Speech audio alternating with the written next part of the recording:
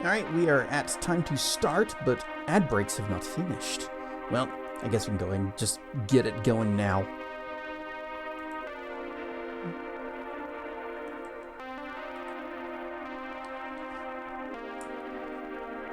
And wha-cha! Oh man, it's just such a graceful transition. Music just gently shut up, gently fades out, and it's not jarring at all.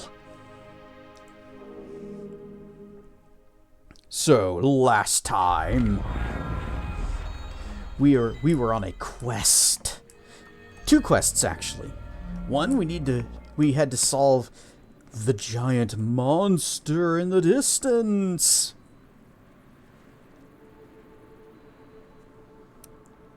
BP, remember that text-to-speech doesn't... Oh wait, that's watch streak. Watch streak doesn't trigger text-to-speech. Derp, derp, derp. But thank you for the 40 stream streak. You will notice that also Rar and Stuff Crocodile. You will notice there is a new channel point redeem. The daily check-in. Yay! Crocodile has Rard mightily. One time. I wish I could make it like retroactive and like count every time you've ever been here, but nope. We have many mighty Rars happening in chat now.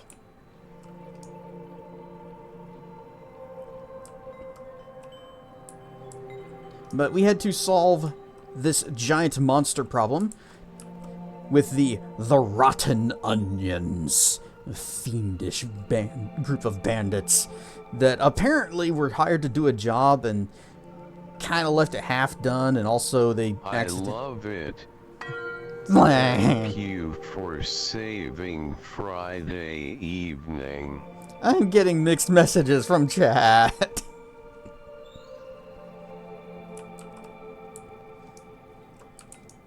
But Anvil is present, Croc is present. Since I've been playing System Shock, I keep wanting to right-click to interact with things, because that's how that is in that game. And no. Here, Mayor, I wish to interact with you. Magic Missile! Oh wait, no, that was Recall. But we did the thing. We figured out what was happening with the Rotten Onions and the spooky giant monster. The monster is an illusion. Could do the anvil all evening and run out of points. You could. You absolutely could. There's literally nothing stopping you from doing it. Apart from your good intentions. I don't remember that one. I don't remember his Torg's magic missile. I'm guessing it's a rocket.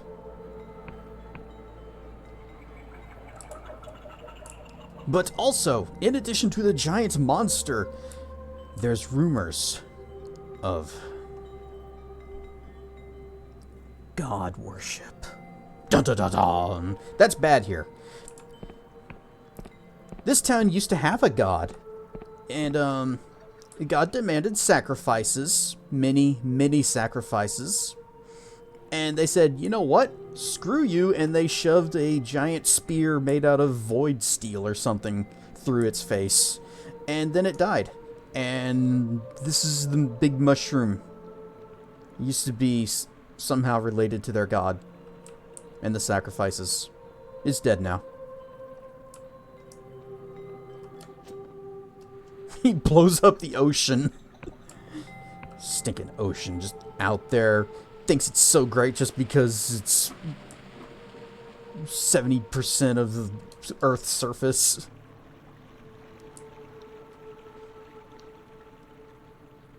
But down here, we found evidence of god worship.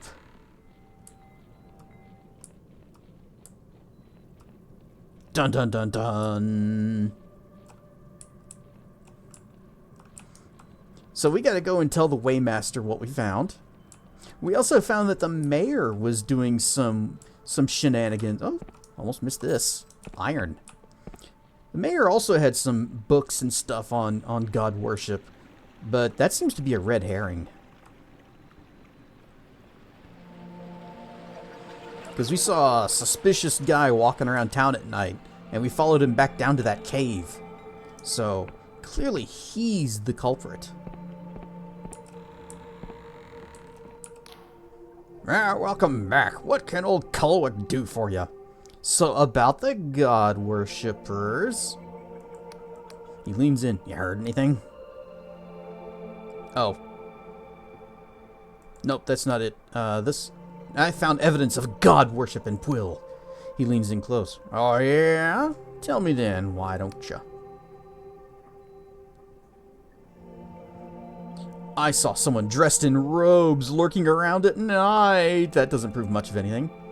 That sure is mighty suspicious, but on its own, I can't do naught with that kind of evidence. Can you try and find where they were going? And if there were really a Wiccan, there'd be some sort of a ritual, maybe, signs of someone trying to rekindle the contract. Well, there were occult instruments in the caverns below Pwyll. For a moment, he merely stares past you, lost in thought. This can only mean one thing. If someone's conducting rituals around Angwin's corpse, that means they're trying to reopen the blood contract. But buried in those clauses was a terrible cost. Monthly subscriptions. No less than human sacrifices. Almost as bad. Take this key. It'll unlock the upper chamber in the sacred shroom to the west. There's no doubt in my mind someone's being taken to the sacred shroom to be metabolized, as per the contract's terms. You gotta get there and save them. You say metabolized? In the old days, there were sacred shrooms all over Pwyll. Each would spawn a whole forest of sky shrooms. But only if they'd recently metabolized a human. I ain't sure if the sky shrooms use part of the human's body to achieve their effect, or if those sky shrooms are people. Or whether it is all just part of Angwin's divine mockery. But I know the sky shrooms used to be more potent in the old days. Now there's only one sky shroom, or sacred shroom left deep in the mushroom forest to the west. All the others shriveled up and died when we stopped feeding them flesh. How do I get into this mushroom? Well, you'll need to travel through the mushroom forest. You can't miss the shroom itself. It's probably the biggest mushroom you ever seen. On account of it being used by the Wiccans in the past, there are doors and paths leading all up and around the shroom itself. The main doors will lead you through the central stem, but there might be a whole host of nasty monsters waiting to tear you a new one. So you might try looking for a way around the back. It'll probably be locked up tight, but you might have less of a fight on your hands that way. I'll do my best. I'm relying on you, you hear? Y'all come back now, you hear? I'm gonna bip.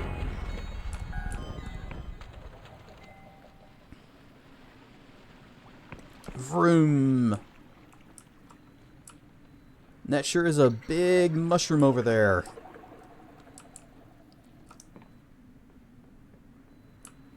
But getting to it. I'm all about finding the back door.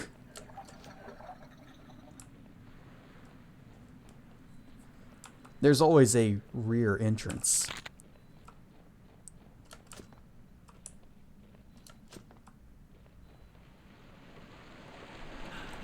I'd probably take too much fall damage if I just dropped.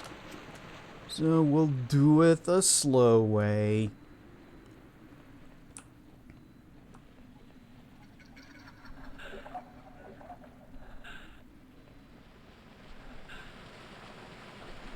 Oh yeah, the plants do regrow over time, so you can keep harvesting them. Unfortunately, the places where we found iron, those don't come back. Yep, don't have time to mess with you. We gotta get to the sacred shroom. Tower? Hang on. Sacred shroom can wait. Ah, here we go. Oh shoot, it's down there.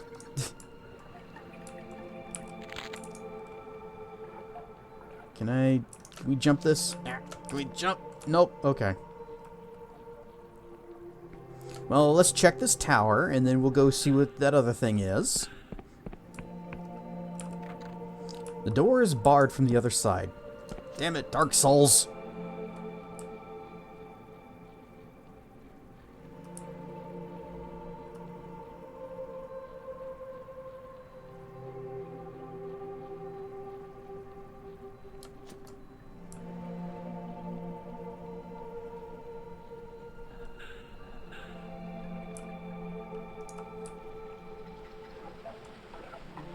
If we run super fast, the monsters won't be able to keep up.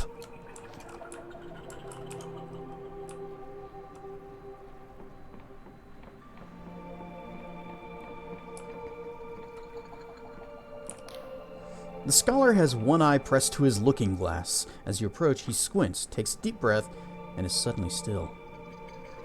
Is that an ah or an ah? Ah. Are you okay? Choo! Okay, he was sneezing. As the scholar sneezes, he sprays a thick globule of mucus all over his looking glass lens. He wipes his face and looks perturbed.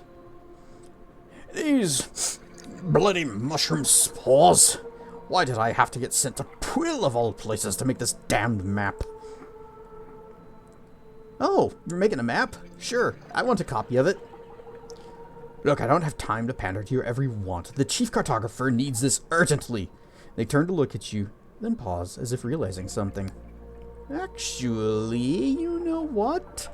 Maybe you can have a copy, as long as you're willing to work for it. I can do that. What you need? We're making a new kind of map. A magical map that tracks the shifting movements of these islands and corrects itself. The real work is with this cipher spell we're weaving together. But I need someone to go out there and anchor the spell to specific landmarks. Take this cartography notebook. When you get to a landmark, equip it, use it, and make a cipher chart. The map will show up in your journal. If you obtain a compass, you'll be able to see yourself on the map too. Hey, we got one of those. There are 4 scholars working on this map, including myself. Together, we cover Hallowshire, Endless Realm, Clockwork Kingdom, and Pwyll. You should also visit my colleagues to see what landmarks they need. The most important region we need mapping is Hallowshire. I'll note those locations in your log. I'm sure whoever marks them will be rewarded. What do you need for this region? He sniffs, wipes his nose on his sleeve, and then points to the towering fortress behind you. Well, first one, I suppose. I was supposed to chart the old Gadwar fortress. Gadwar fortress over there. Called the Blinding Light, only I heard it's infested with pirates and smugglers, so I was going to wait until I felt better. He looks sheepish. Then there's another fortress to the southeast of the island, but have you seen the huge creature that's floating above it? No, that one will have to wait. And finally there's the Sacred Shroom, as the locals call it, to the northwest. Only that's the largest mushroom I ever seen. So it would surely destroy my sinuses. Alright, so what landmarks do you need for this region? Is there any reward? Well, you get access to the map itself, but I suppose we can throw in a few coins for each cipher chart too. And if you manage to map the Hallowshire region, I'd consider giving you a recommendation to the Erudite Academy. Can you see it? Flying up there in the sky. Being allowed access is a real privilege, believe me. Got it. You sure? Alright. Questions. What's this academy you mentioned? The Erudite Academy? It's only the most esteemed academic institution in the Union. You can see it, up there, in the sky. It's a flying island that travels all around the Epistatic Union to where it's needed most. We've been stationed on the Honoric Isles for the past year or so, and there's an elevator platform that'll take you to the island, but you can't get in without a recommendation from a scholar like myself. Tell me about this island. He swallows and rubs his bloodshot eyes. Oh, you mean Pwyll? Well, it's the northernmost island of these Honoric Isles. The local Neuron star that orbits the islands every 12 hours or so is brightest when it passes Pwyll. Decades ago, the locals had a particularly nasty god, which meant they were more than willing to take up arms in the Gad War. He sniffs. This place became a front line in the fighting. That's why there are so many old fortresses about. Of course, when the war ended, it went back to being a sleepy sort of place. Though it's technically part of the Apostatic Union, you'll find that few in the Heartlands have really heard of Pwyll, unless they're particularly fond of scryshroom tea they make there. If you want to meet the locals yourself, I'd head up to Pwyll Village above us, but if you'd rather be in civilization, then I wouldn't blame you. Take the road north to Hallowshire, where the Apostatic Union has a larger presence. And more than anything, I'm sure you've noticed, Pwyll is covered in blooming mushrooms. The spores stick to your clothes, they get in your hair, your nose. It's enough to make anyone... He pauses, suddenly becomes very still. I think I'm gonna sneeze. Bye. Ooh, gonna steal your 5 coins. Alright, we now have the map. See here, and then this screen, and then we go down here. Cartography notebook.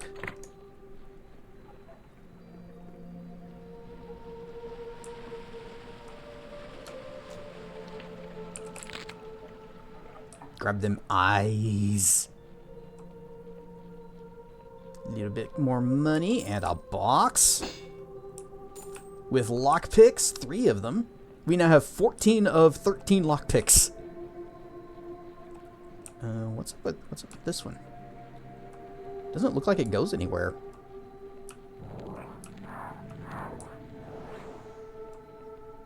Ah, it goes to treasure. Just ignore that little frog monster. Oh, we have unspent delusions. Well, let's see. What,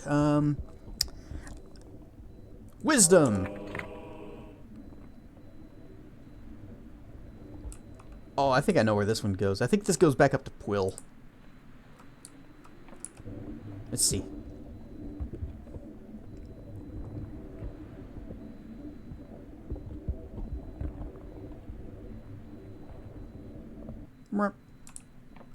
Yep, there's Pwyll. So we don't need to be here just yet. Back down.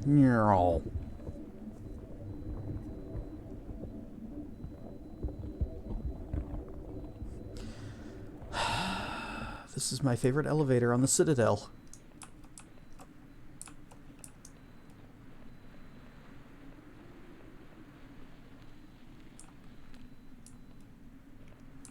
What about back here?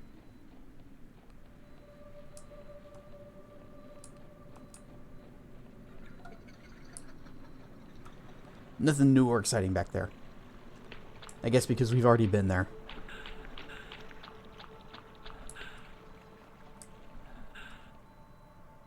A little bit of a hitch there. I think it was either loading or saving. Strange noises. This way to the sacred shroom.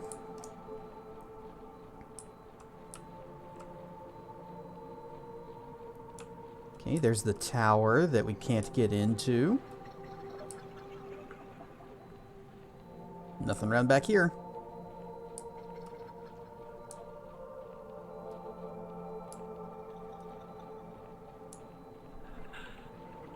Nyom.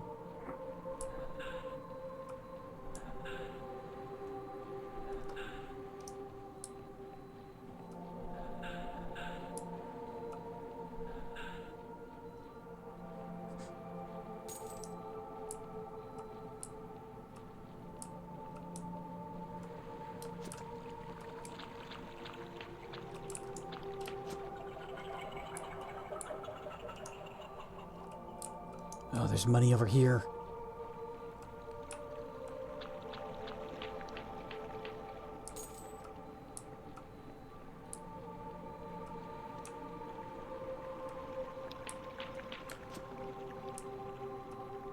All right, in we go.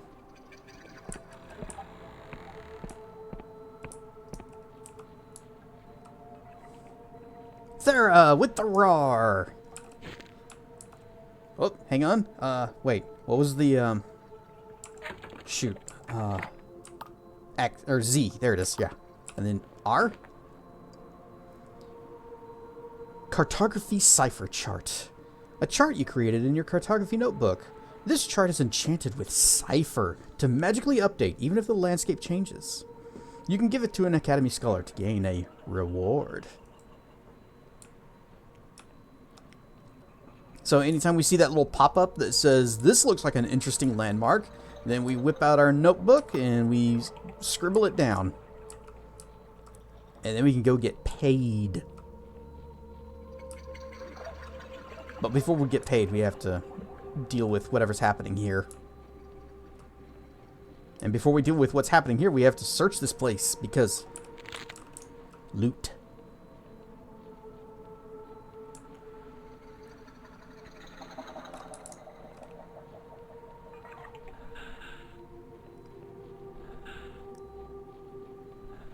Derg friend. He's just going for a little fly. Yay, 10 coins. We're rich.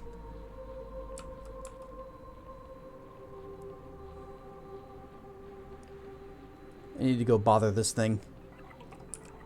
Oh, he has no items. Okay.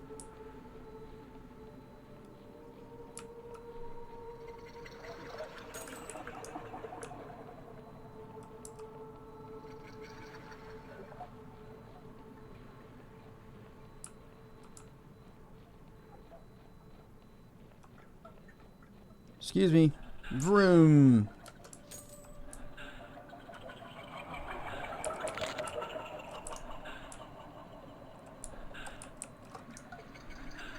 I'm saving all of my health and mana for whenever we actually get into the place and have to fight monsters. Now they said that we could use the back door if we can find one. And this certainly looks backdoor-ish.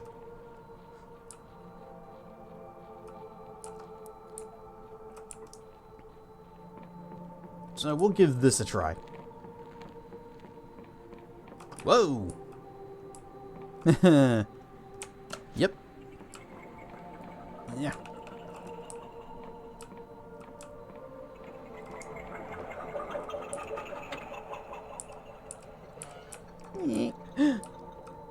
Skull. Whoa. And more lockpicks. More lockpicks than we can carry. And a locked door. Needs 5. And we nailed it first try.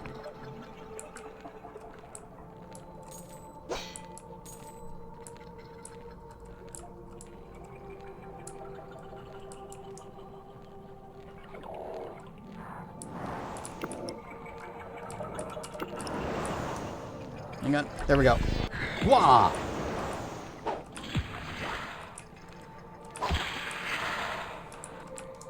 More lockpicks.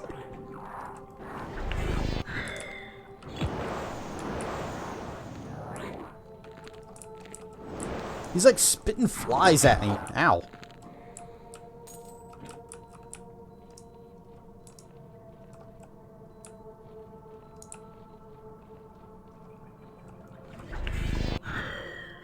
Oh, you jerk. Don't dodge. There. Dead.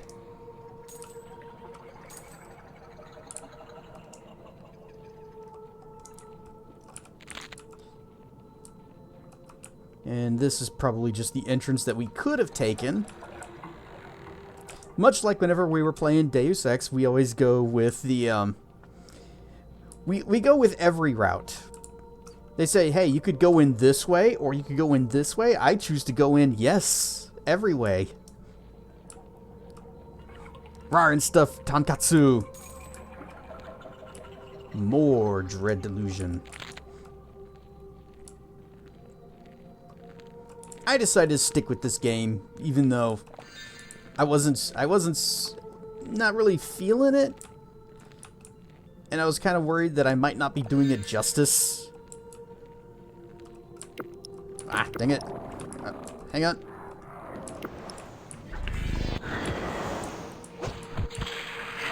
Blah.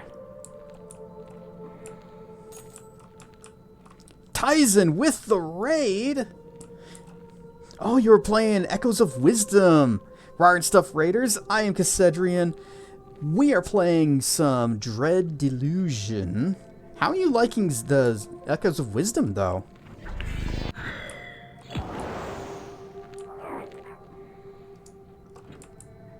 I like that you can get sneak attack damage on anything with any kind of weapon, including magic. So if they don't see me and I hit them with the magic missile, they die. Well, maybe not die, but they hurt a lot. Echoes of Wisdom is pretty fun so far. I'm doing good. I like this game a lot. Wow. Come on. Whoop.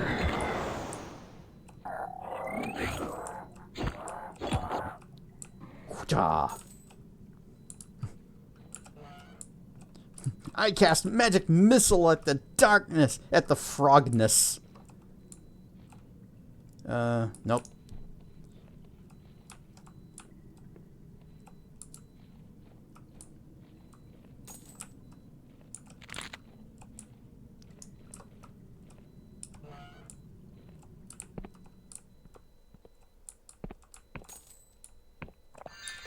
And treasure. A modest treasure.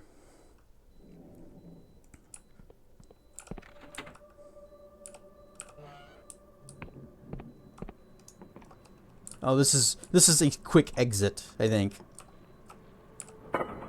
Yep, this just takes us back down. Well, once we get to the bottom, we're going back up.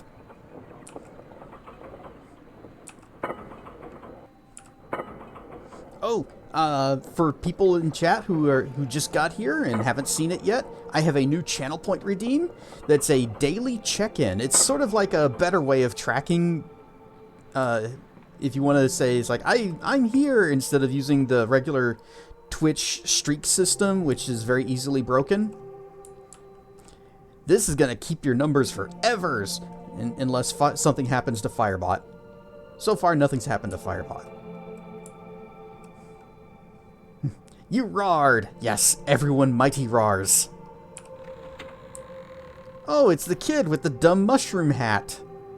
The nauseating stench of bile engulfs the flesh chamber. Before you, a huge digestional tract pulsates and throbs with corrosive acid. It would seem as though this mushroom has organs. Blood writhes behind the digestive membrane, clearly in agony.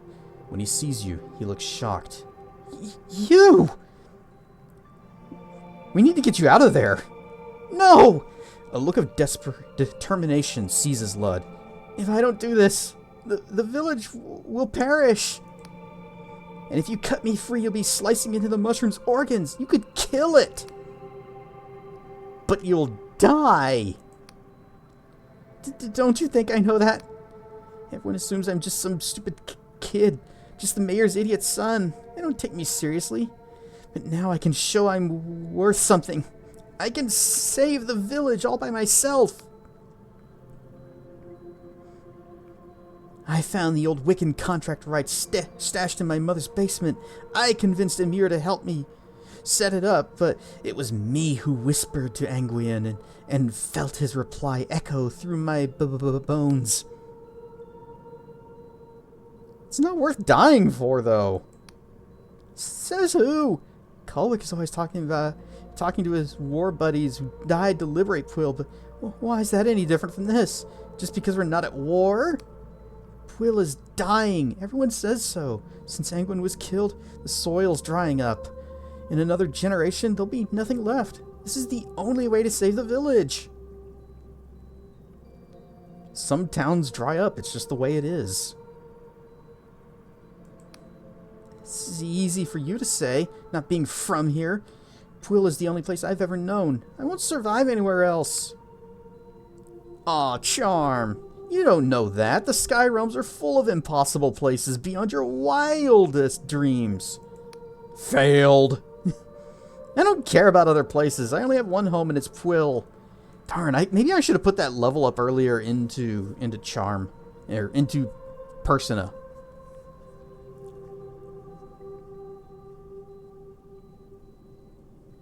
Alright, well, screw what you want. You slice through the membrane and a torrent of foul-smelling acid pours forth. Lud slides out of the muck, coughing and sputtering. Rar and stuffed Dracana! You had no right! He shivers. First thing I've done truly by myself and you've ruined it! You had no right! People care about you, kid. You can't just throw your life away. I thought Mother would be proud. The boy shivers and says no more.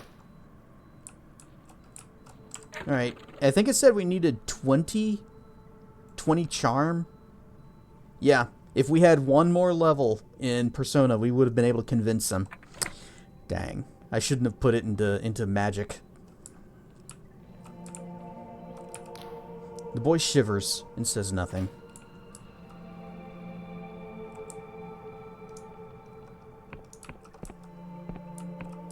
Wait, there was another door. Nope. Wait, yes, this way? Yes, this way.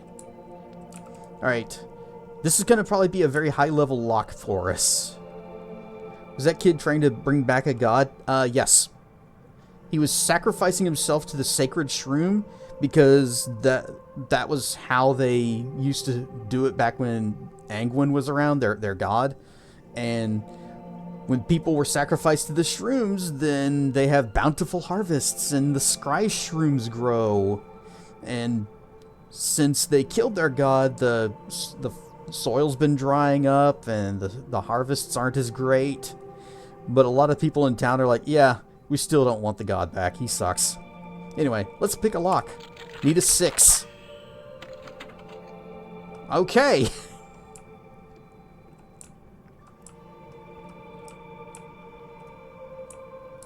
Well, that was easy.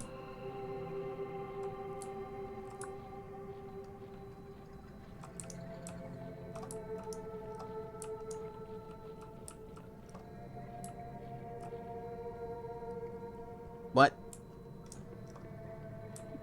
So that just took me in a little circle.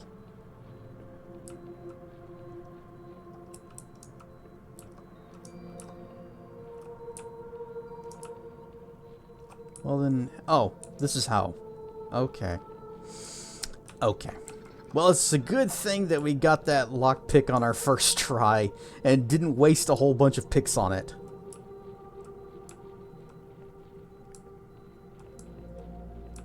Where was the exit? No, this isn't it. This is just... Where's that stupid platform? Over here. Down we go. Okay, well, we saved the kid, even though he didn't want us to save him. And now I wonder what he would have said if we had been able to convince him that the world is a pretty cool place and there's a lot to see. Oh, wait. Whoa, jibbity jibbity. Boom. Cartography landmark. A sketch of a landmark you made in your cartography notebook. On its own, it is but a trifling detail, but it will help flesh out the Academy's map of the region. You can give it to a scholar and gain a small reward.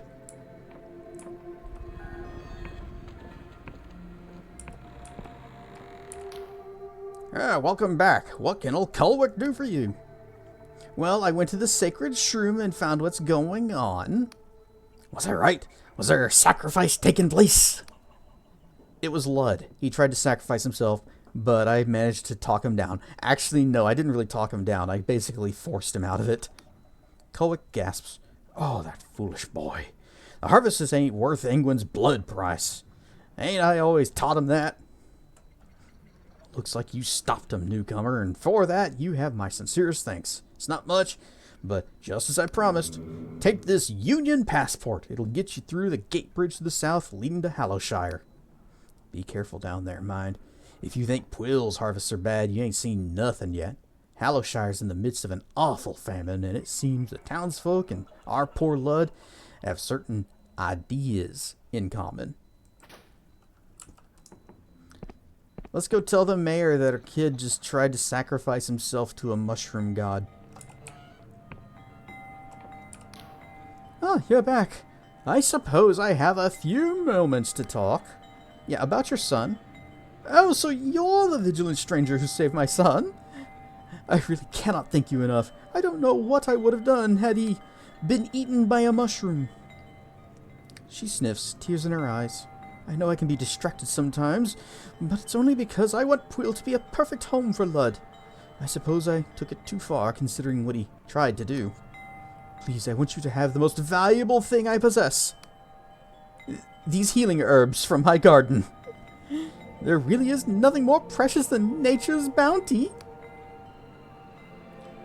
Is it too late to feed the kid to the mushroom?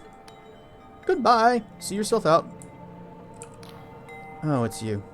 I still can't forgive you for interrupting the digestion, but seeing how relieved my mother was to have me back, I suppose I wasn't as worthless as I thought. I don't know what'll happen to Pwyll, but it makes me sad to think that not being here in the future. But maybe we can find somewhere else to call home.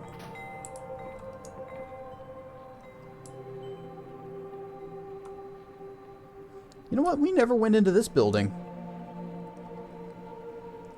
Boats.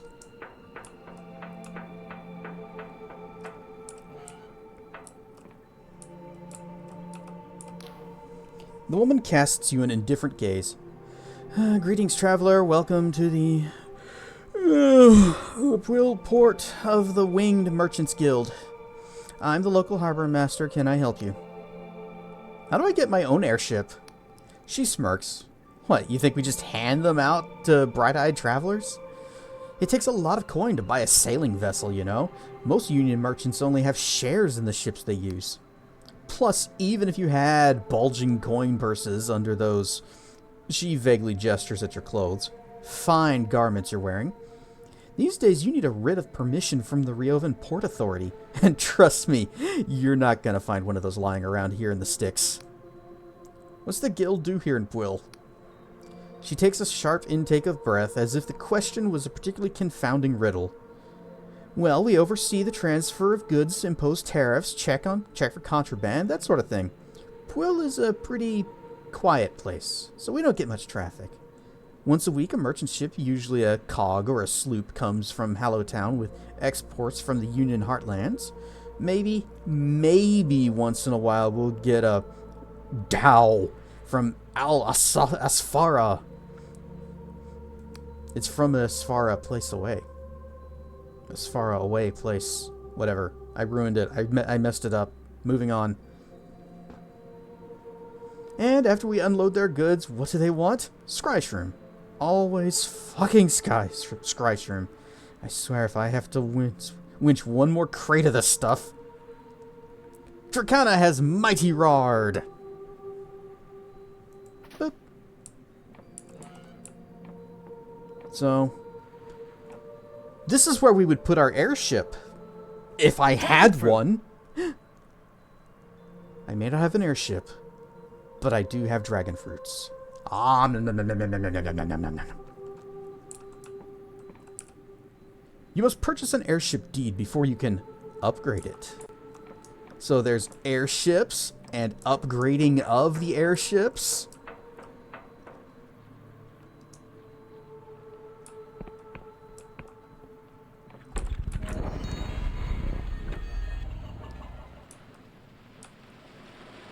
Who was the other guy that he mentioned, that the kid mentioned? Because we've met everybody in town, but he mentioned somebody else whose name is not familiar. Ah, well, it's not important. What is important is marking things on our map.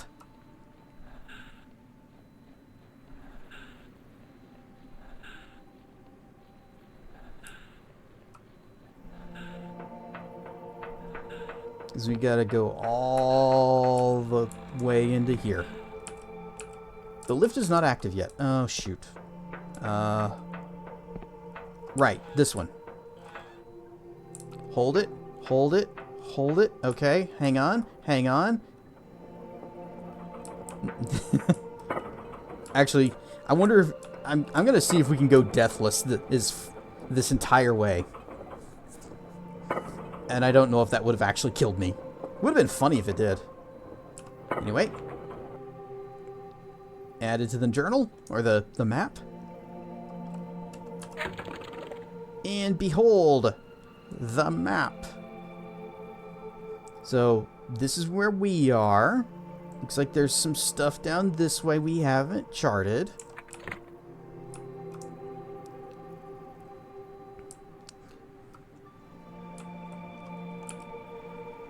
We'll just sleep for one time step.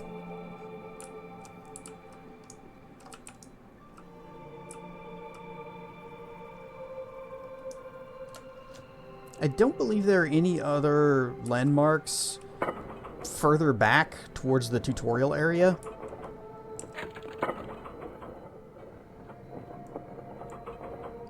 I do like that they mark all these little houses and structures and things for you. The map. Here is the map. Where do you want to go?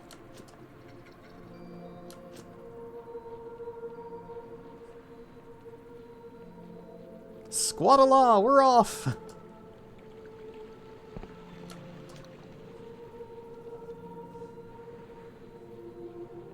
But I also think this was a landmark that we could do.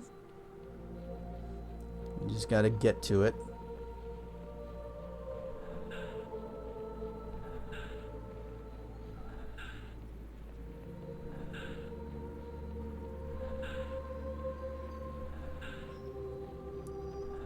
There we go.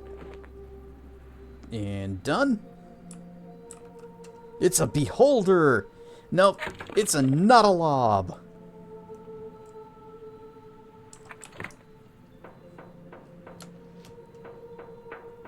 And there's not a lob to say about him. Gosh damn it, some pillock let slip that our giant monster is actually just an enchanted balloon. Looks like we still gotta boot leather for still gonna be boot leather for dinner. Well, Captain's not so bothered about security right now, seeing as he's mostly weeping in his chambers, so I reckon you can go on in. Alright. Darn it. Somehow the village found out that this thing's fake. And it's actually just a balloon.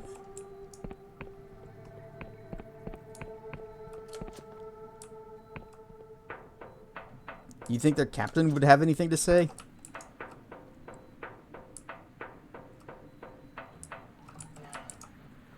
Hey. I don't recall admitting visitors. I'm the esteemed Captain such and such. Alright, bye.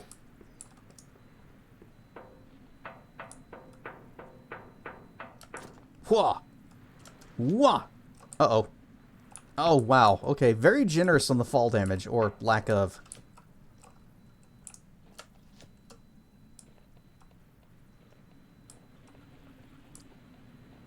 And there was one place that we couldn't get to, or at least that I couldn't see a way to get to. But it did have treasure. Nope, that ain't it.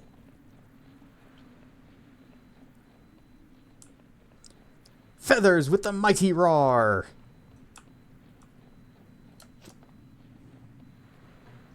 Rar and stuff feather gaming. Look, there's something down there. Actually, I think that might be a lockpick. We don't really need that. But it would be good to know how to get down there. Let's see. Alright. Lockpick. A little bit of money. Okay, that is how you get down there. There is... Oh, no? We just go around? Yeah, we just go around. Mystery solved.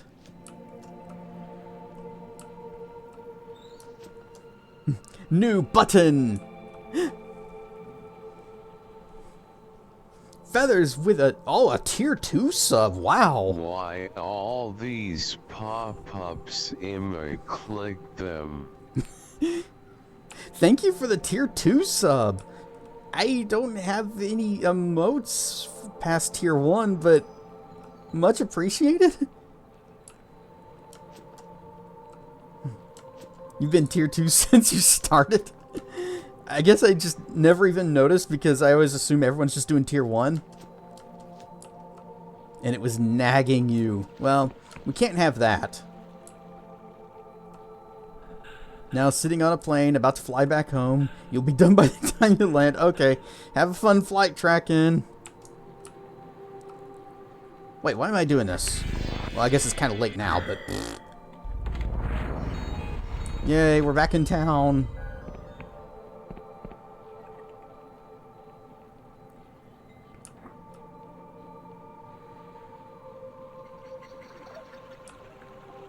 Anything back here? Oh, shinies.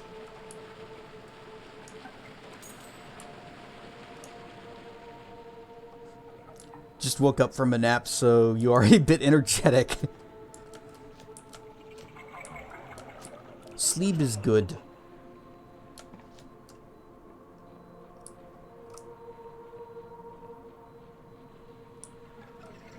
And here we have a thing we can't do anything with. Whoop, that one. There. See? Not active yet.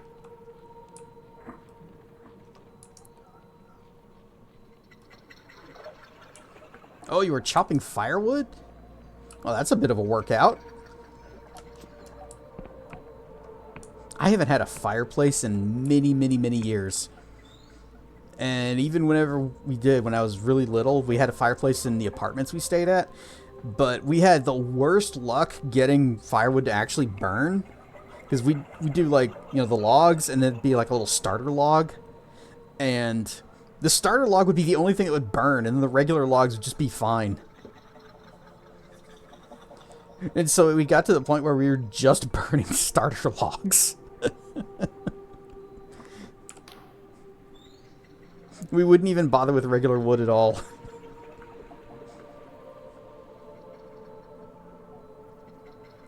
Ooh, candy bar and soda. My traditional high school lunch.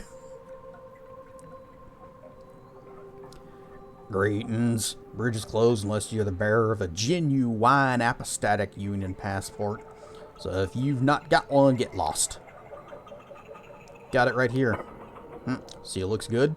Not seeing any signs of magical forgery. Yep, looks like you can pass. Bridge. People wanted to know how to set a fire, they'd come to you. This is because you're really good at fireplaces and campfires and arson.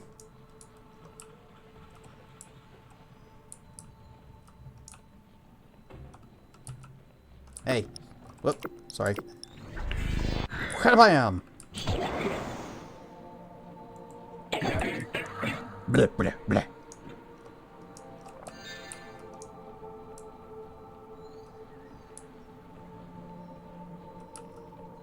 Oh. Need a 4. Nailed it. First try. I'm the best thief.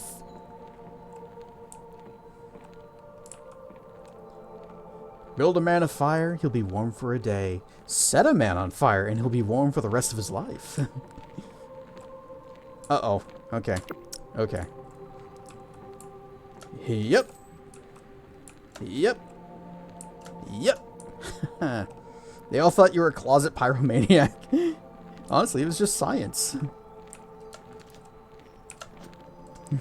There's nothing closeted about it. Buff light. Oh, damn it. Buff light.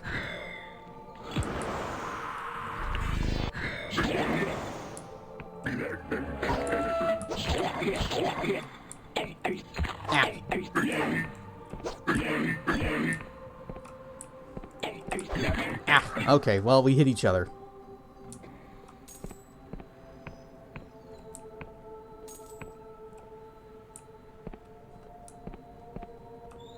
You had your fireplace removed when you had your house remodeled. It had been damaged to the point of not being unsafe to use. I'm guessing of being unsafe to use. And then, yeah. being unsafe to use in the '89 earthquake, and maintaining the fireplace properly just seemed like a lot of work. Yeah. Where did the fire live? No, you don't start a fire on top of the stack. You start it on the bottom so it passes over the other logs. And for the love of pie, make sure there's airflow. Science.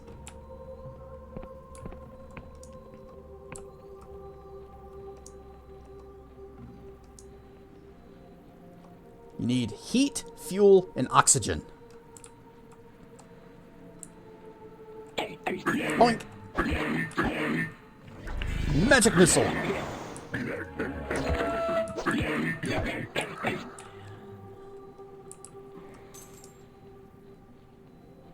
Yep, that's what a bellows is. It gets the air underneath.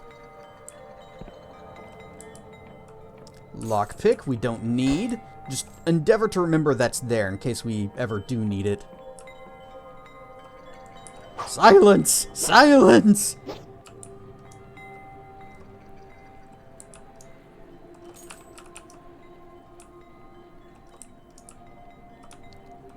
I found a cave. A cave of wonders. First try. We are on a roll tonight. Just go around that. And around that.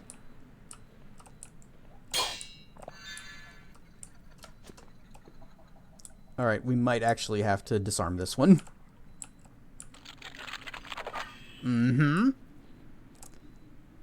There's a skull in there. We need it. Darn it. Yes. Gimme, gimme, gimme. Whoa.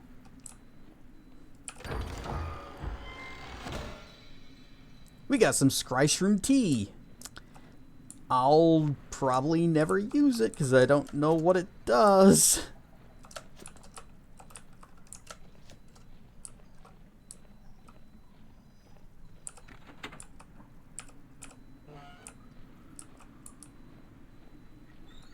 Scryshroom tea.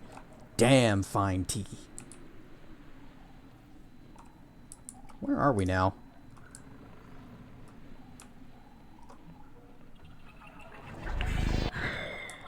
Blap.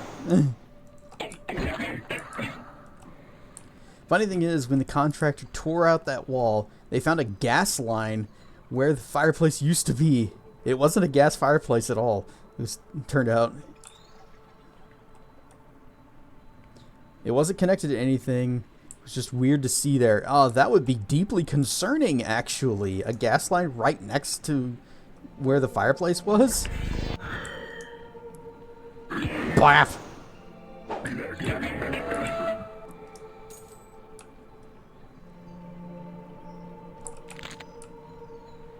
Alright, and then we're going to go ahead and hit this. That way this elevator now functions. Down we go. It just takes us back to Quill. Although, you know, our mana's not looking too great.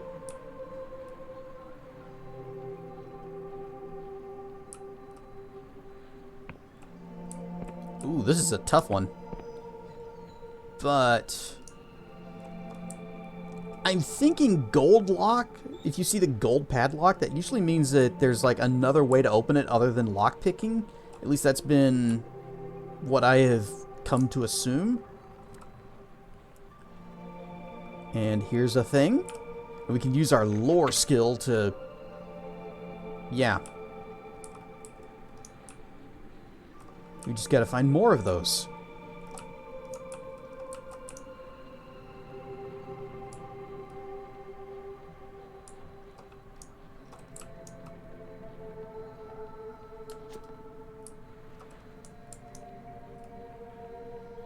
Lore, aka magic lockpicks. Yep.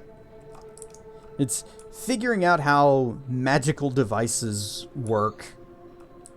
At least I think that's how it's supposed to be. But yeah, basically it's magic lockpicks. It's lockpicking, but with extra steps. And by steps, I mean running around. At least it's not the Vor skill. Whoop. And one more. Oh, what's this? Oh, no, wait. That's the cave we came out of.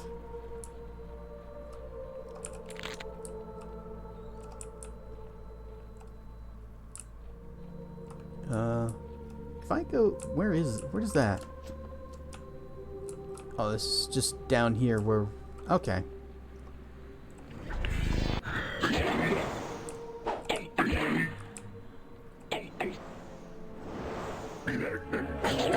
Parry God!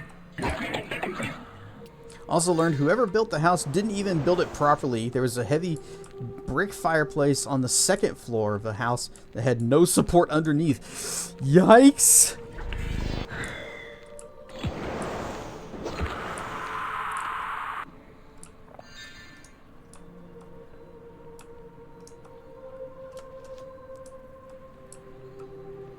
Gotta find another one of those things.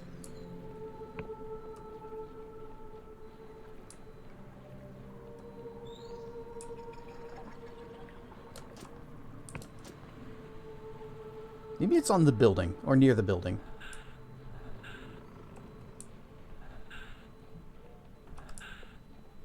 Be on the lookout for anything that looks like a funky thing that we can poke at.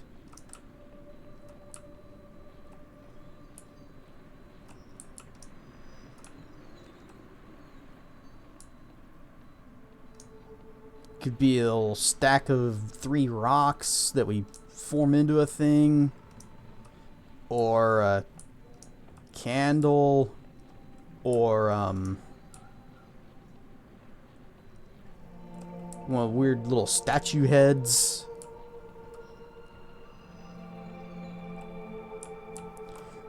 Reminds me of a house that was built around here. Doctor paid to have a large house built, and insisted on a large stone fireplace that went from the basement through the next floor, and insisted it didn't need support. And the floor now sags, notably. And they can't sell the house. Yeah, I don't know of anybody that want to buy something like that, because that's a hazard. Great that it's been standing all this time, but I wouldn't want to be underneath it.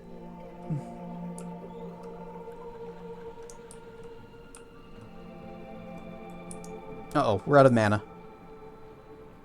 That might actually be a problem, because if we find the final lore thing, we won't be able to do anything with it. Unless it doesn't require a whole... Oh, here it is. Not enough banana. Alrighty. You go back. Do I have enough for this? Yes. Whoop. And whoop. Poking the save point recharges all of your MP, so... We'll be doing that many, many, many times.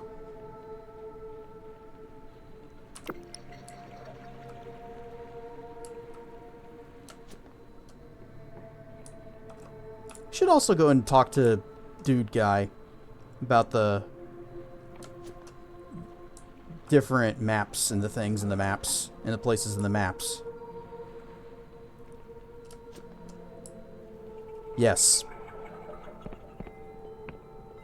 Dude guy, the map guy.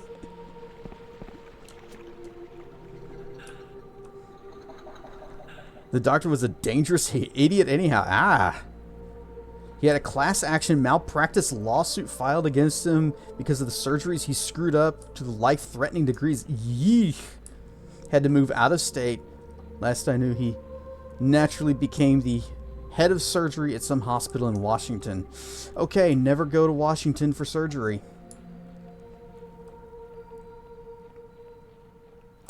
Oh, this is not the right way. This is not the way.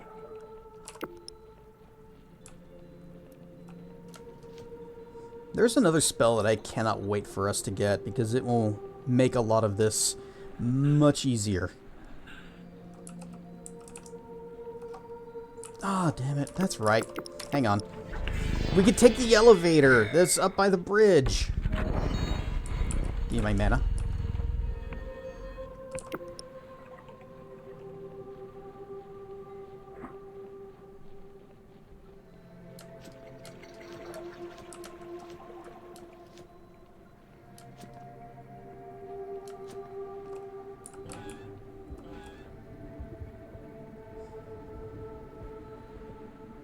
I suppose we could just take the shortcut.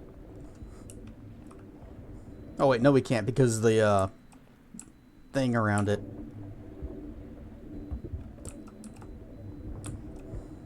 Fucked up the gallbladder surgery of our previous freight driver. He was out of commission for a year. Oof. Looked like death warmed over. Could barely walk. Far cry from the chipper, healthy individual he had been. Well, I hope your friend there... Whoa. Wait. Okay. Make sure I was on the right spell. I hope your friend got some money. Good. I hope the amount that he got is makes it worth it.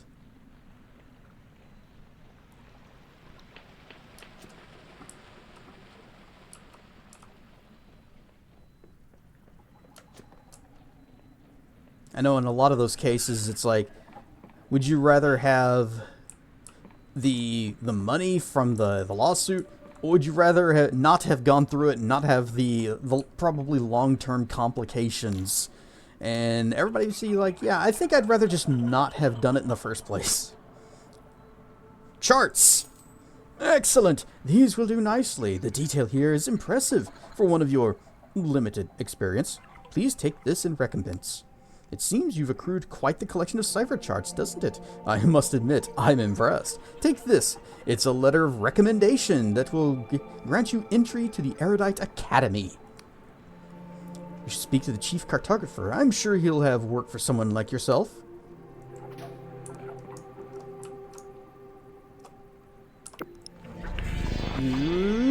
Boop. You're all wizard, Harry, potted plant. Wait.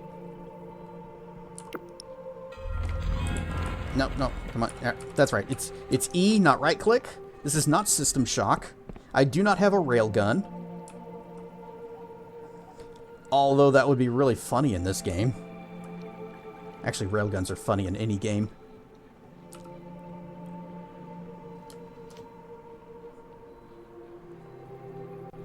"4K and chimparaphic filtering traced shadows. It's Dread." Judge Dredd?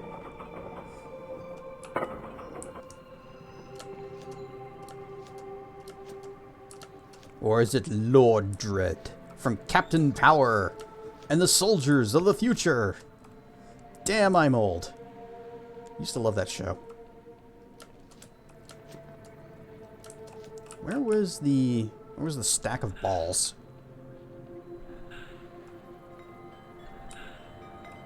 Well, it's definitely not back this way.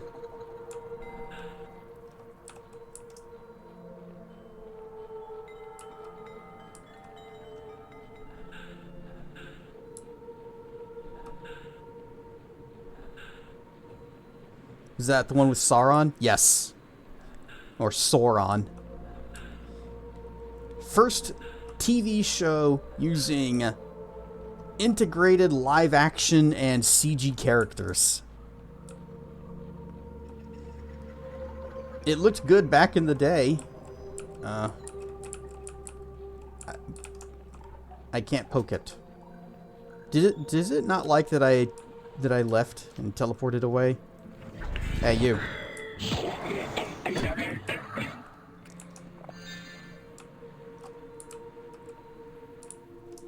There it is.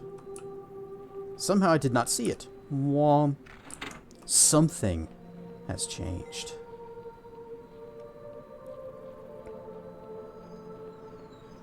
I wish that show hadn't been canceled.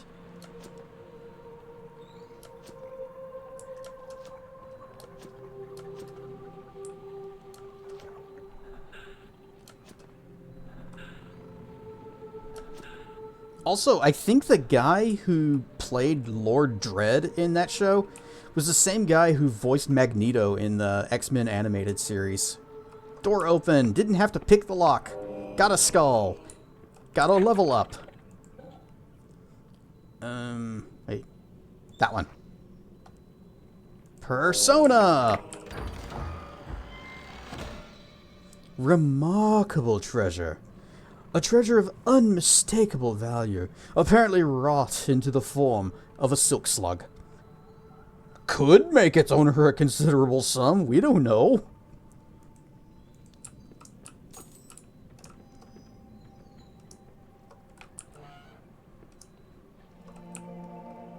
Ah! Well, serious pop-in. Hello, rocks.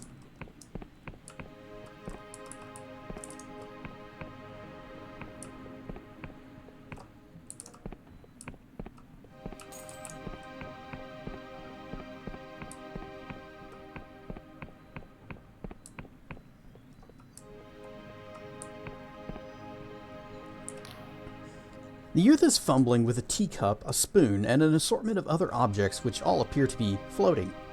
God's damn wizards wouldn't know a good spell if it... The object clatters to the floor. Are you trying to get into the academy too? I wouldn't bother. You could enchant a silk slug to shit gold and they'd still ignore you. They won't let you in without a recommendation. Why are you playing with all that stuff? Why, these are demonstrations of my most sophisticated cipher spells. See the spoon? He shoves the spoon in your hand. It's damp. Sodden. I've created a spell to make any object sweat. Incredible, no? The applications are limitless. I can't think of a single use for sweaty spoons. Well, that just says more about your lack of imagination than anything else. But that's just one of my spells. See this teacup? Put it to your ear and you'll hear a man crying. That's a real man, though I have no idea where he is. Oh, and this hammer? It's the safest hammer in the world, as it can't actually hit anything. He continues like this for some time. Eventually, you seize a chance to interrupt his monologue. Wait, I want to ask him about the spoon again. Is this human sweat? Well observed. The spell diverts liquid and salt from the caster's own body onto the object in question. The only downside is that it makes you very thirsty. But that's just one of my spells. See this teacup and this crying hammer and this man that can't hit anything? Tell me about this academy. The Erudite Academy. You've not heard of it? Well, it's right above us. That big hunk of rock overhead. The Academy flies all over the Apostatic Union just so their fancy wizards can gloat at all the poor, talented saps they won't let in. I'm sure they do more than that. He scoffs. Well, supposedly they make the most advanced cipher spells in the Union. Ryova gives them a free pass to do that kind of magic that would get most scholars thrown in an Inquisition jail. Oh man, like us, whenever we tore a hole in reality on accident. Sounds like this is a place we belong. So how do you get in? Well, it turns out being an exceptional cipher scribe means nothing to them. To visit the academy, you need a recommendation from an accredited scholar.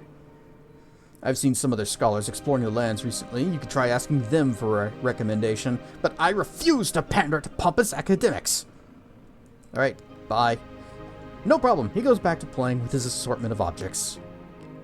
I'm gonna go. You look busy.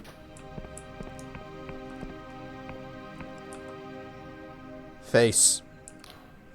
The enchanted mask is deathly still, but its stoic eyes track you as you approach. The Erudite Academy is closed to all but a chosen few. Present your recommendation or leave.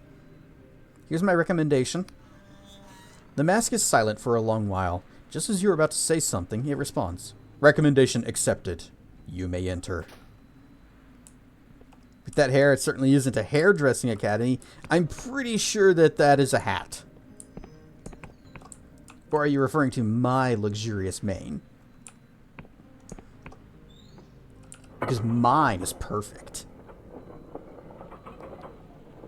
Oh boy.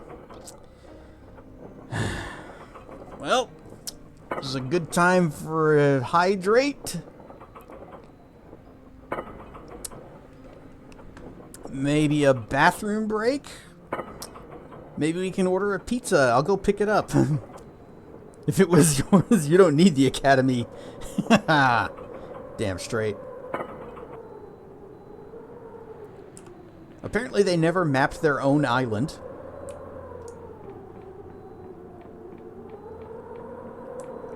And from up here, we actually got a pretty good view of everything. If it wasn't for the very dense fog. Durg friend! Durg friend! He's coming over here! Durg friend! Oh, he's leaving. Bye.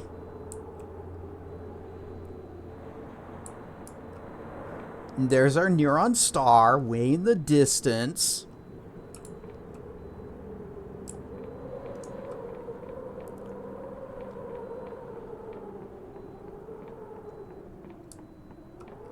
Lockpick we don't need.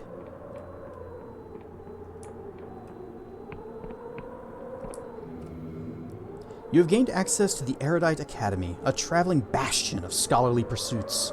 Now, what secrets are hidden in the most acclaimed institution of the Apostatic Union?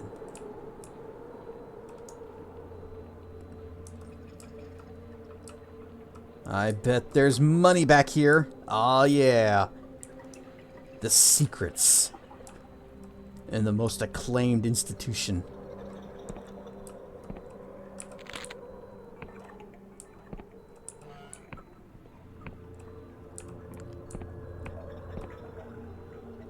These are some really gross looking plants.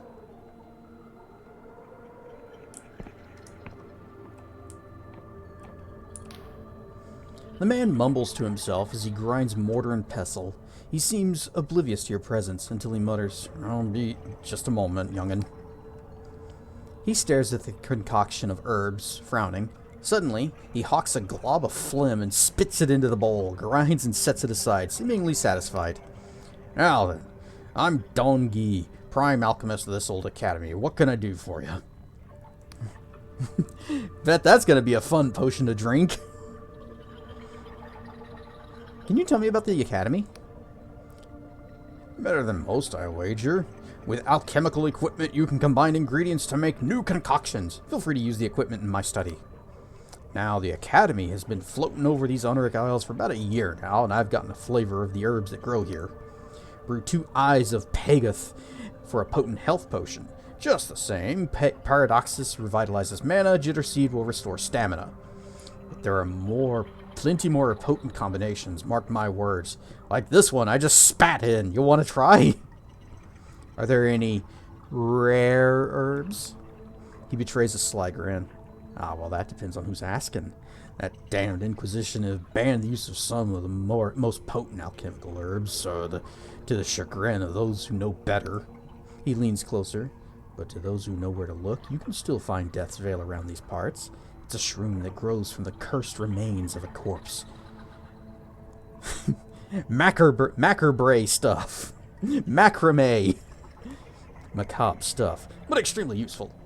Combine it with an Eye of Pegath for an elixir of restoration. You could be on death's door, but one of those will fix you right up. Do you do poisons? Of course! Mix an Eye of Pegath into the Jitter Seed. The latter reverses the healing effects of the former, making a concoction that'll eat through skin. Coat your weapons with that and your enemies will be sorry. Can you combine ingredients other than herbs? Well, you can. When an alchemical experiment fails to produce something useful, you'll often get a type of alcoholic spirit. Mix these with herbs and you can make all sorts of beverages. Get you right plastered. The ancient alchemists right of refining base metals into gold, but the art has been lost forever, erased from existence itself. Such powers were deemed too dangerous and unstable. Alright, thanks. Anytime. How'd you become the prime alchemist? He's silent for a moment, looking past you in contemplation. I come from Lundell, a beautiful and wild place where the wind and rain will shape a man. My father was the court alchemist for the king. He worked with the Wiccans and the local gods to ensure the prosperity of the realm. It was a noble position, and one I inherited on my 22nd year. He sighs. My tenure was cut short by the Gadwar.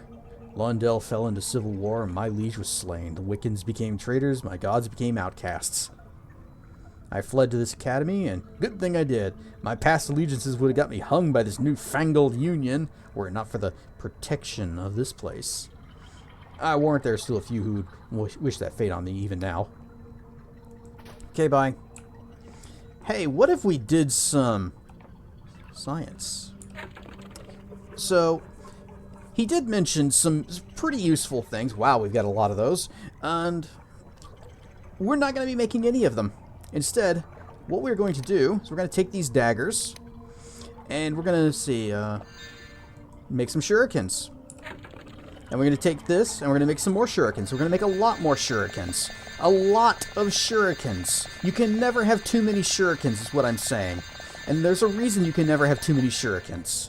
That reason being, you can take 2 shurikens, mash them together, and now you get a weak spirit. Now, I do like these weak spirits, so let's make some more of them. I don't care how many. I'm not paying that much attention because I am not going to waste time doing math.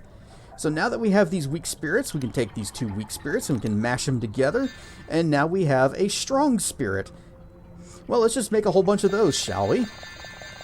Okay, good. Now we take these strong spirits we just made and we mash them together, and now we have an exceptional spirit. Cram a few of those together. Good. Excellent. All coming together. Take this exceptional spirit, take the modest treasure, mash them together. It's now a remarkable treasure. Do that some more. Great. Now we take this remarkable treasure, and it's now a glorious treasure. We're out of spirits, but we've just dramatically increased the value of our shinies.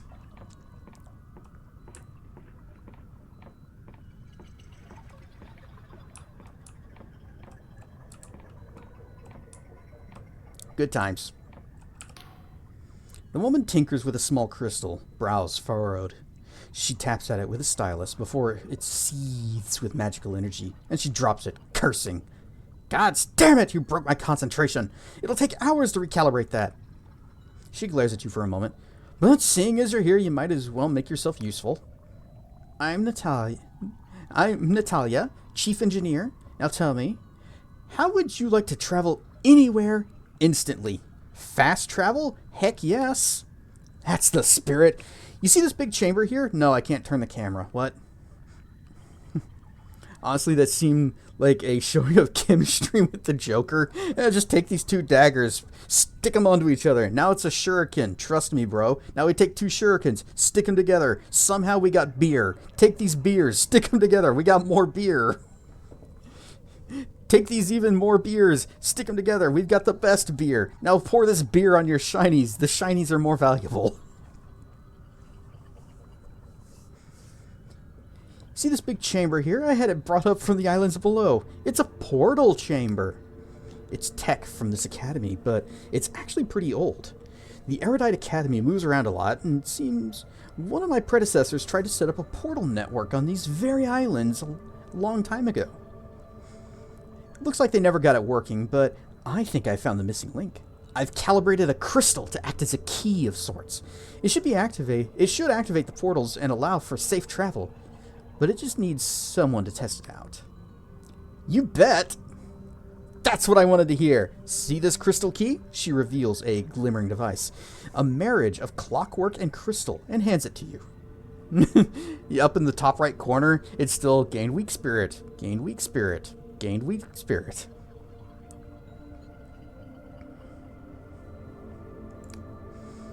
It will allow you to activate the portal chambers. Once activated, you can teleport to any of the other portals you found. The only trouble is that I've only found one, but the Academy records state that there should be many more scattered around the island. You don't need to find them all. You can just link this one to a portal chamber and link this one to a portal chamber in the Endless Realm and another in the Clockwork Kingdom, and I'll reward your efforts. Okay, how'd you end up at the Academy? What, I don't look like I belong here? She smirks. Well, you're not exactly the first to think that. I grew up in the slums of Slev, scraping together a living through unsavory means. I always had a knack for cipher tech, and by the time I was a teenager, I was making bombs and traps for a local gang. Well, one day we pulled a heist on a wizard, and it all went tits up, and the gang scarpered. but the wizard caught me. He threw me in his cart. I could have sworn he was going to take me to the Inquisition and have me hung. Hanged. The word is hanged. But he took me here. Took a bit of getting used to. Got into some scrapes, nearly been thrown out a bunch of times, but they stuck with me, and now it's home.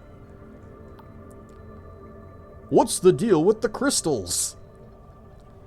Academy has been tinkering with crystals for as long as anyone can remember. They're technically called epic crystals. You can find them in the earth. They're especially useful for teleportation, levitation, anything that's too powerful for a normal spell. So what are they? They form in the earth over hundreds of years. They're actually what make all the islands levitate. Naturally occurring epic crystals are embedded deep in the rock. They form where there's been large human societies, or that's the theory. Think of them as sort of a societal residue. Ew. All those hopes and dreams, fears, emotions, and probably poop, some trace of them gets left behind in the crystal. Anyway, they can be a conduit for cipher magic. Whatever goes on in the spellcaster's mind when they weave a spell can be reflected 100-fold by an epic crystal. They amplify magic. What can you tell me about portals? Portals are tricky. They're not outright banned by the Union, but the Inquisition keeps a close eye on them. After all, if you open a portal to the ocean or inside a neutron star, you're gonna be pretty fucked. Not to mention, most portal spells are unstable, often dangerous. If you ask a merchant captain whether she'd rather ferry her goods by airship or portal, they'd say airship every time. But we're trying to change that. We know that the ancient Emberians...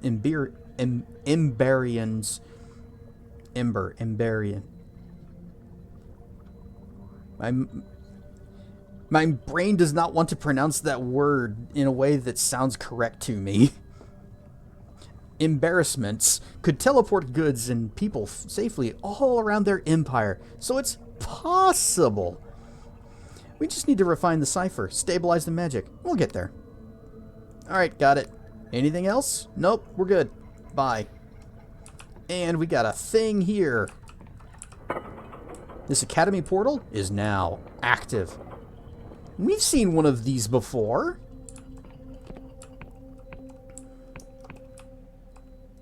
Yeah. Hang on. Be right back.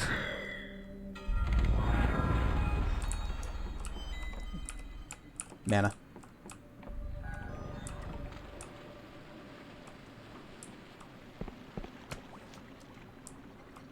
Thought I was ordering a pizza. No, it's fine. We got to the place.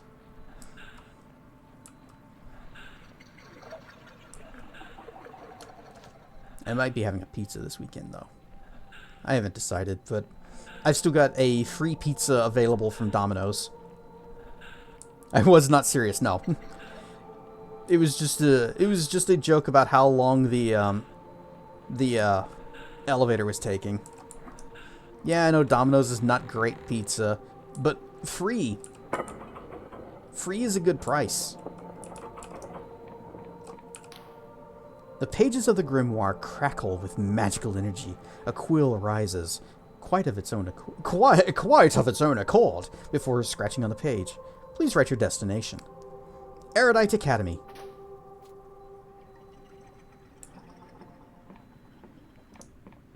Yeah, it is better than it used to be, but I found that the garlic sauce that they put on it is not very good.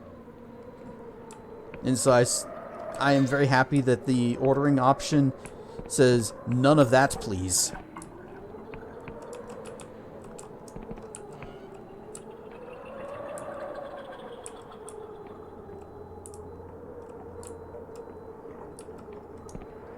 Yeah, I usually go from Papa John's. I actually like their pizza a lot. And there are probably other places around here that I just haven't looked into. Lore. The Hidden Truths of Cipher by Anonymous. The art of cipher magic is practiced in every corner of the Apostatic Union, based on the learnings of its universities. Yet there is a paradox at the very heart of their scripture. To speak openly about it will see the full wrath of the Inquisition fall upon one's liberty, and so, for fear of rotting in some dark cell, I must hide the authorship of this treatise. But let it be known, I am a scholar of some renown. You've totally heard of me.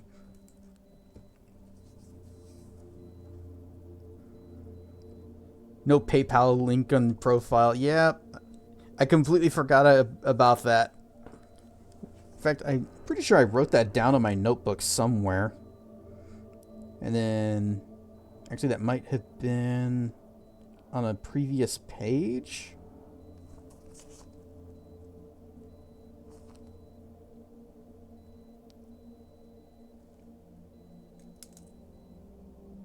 Nope, I don't see where I wrote it. Oh well. I got where we were talking about wings the other day, and we had Korean sticky sesame and sweet wings, and I still want to try that. Yeah, note to self, add link. And not Zelda, Echoes of Wisdom. Taizen's doing that one.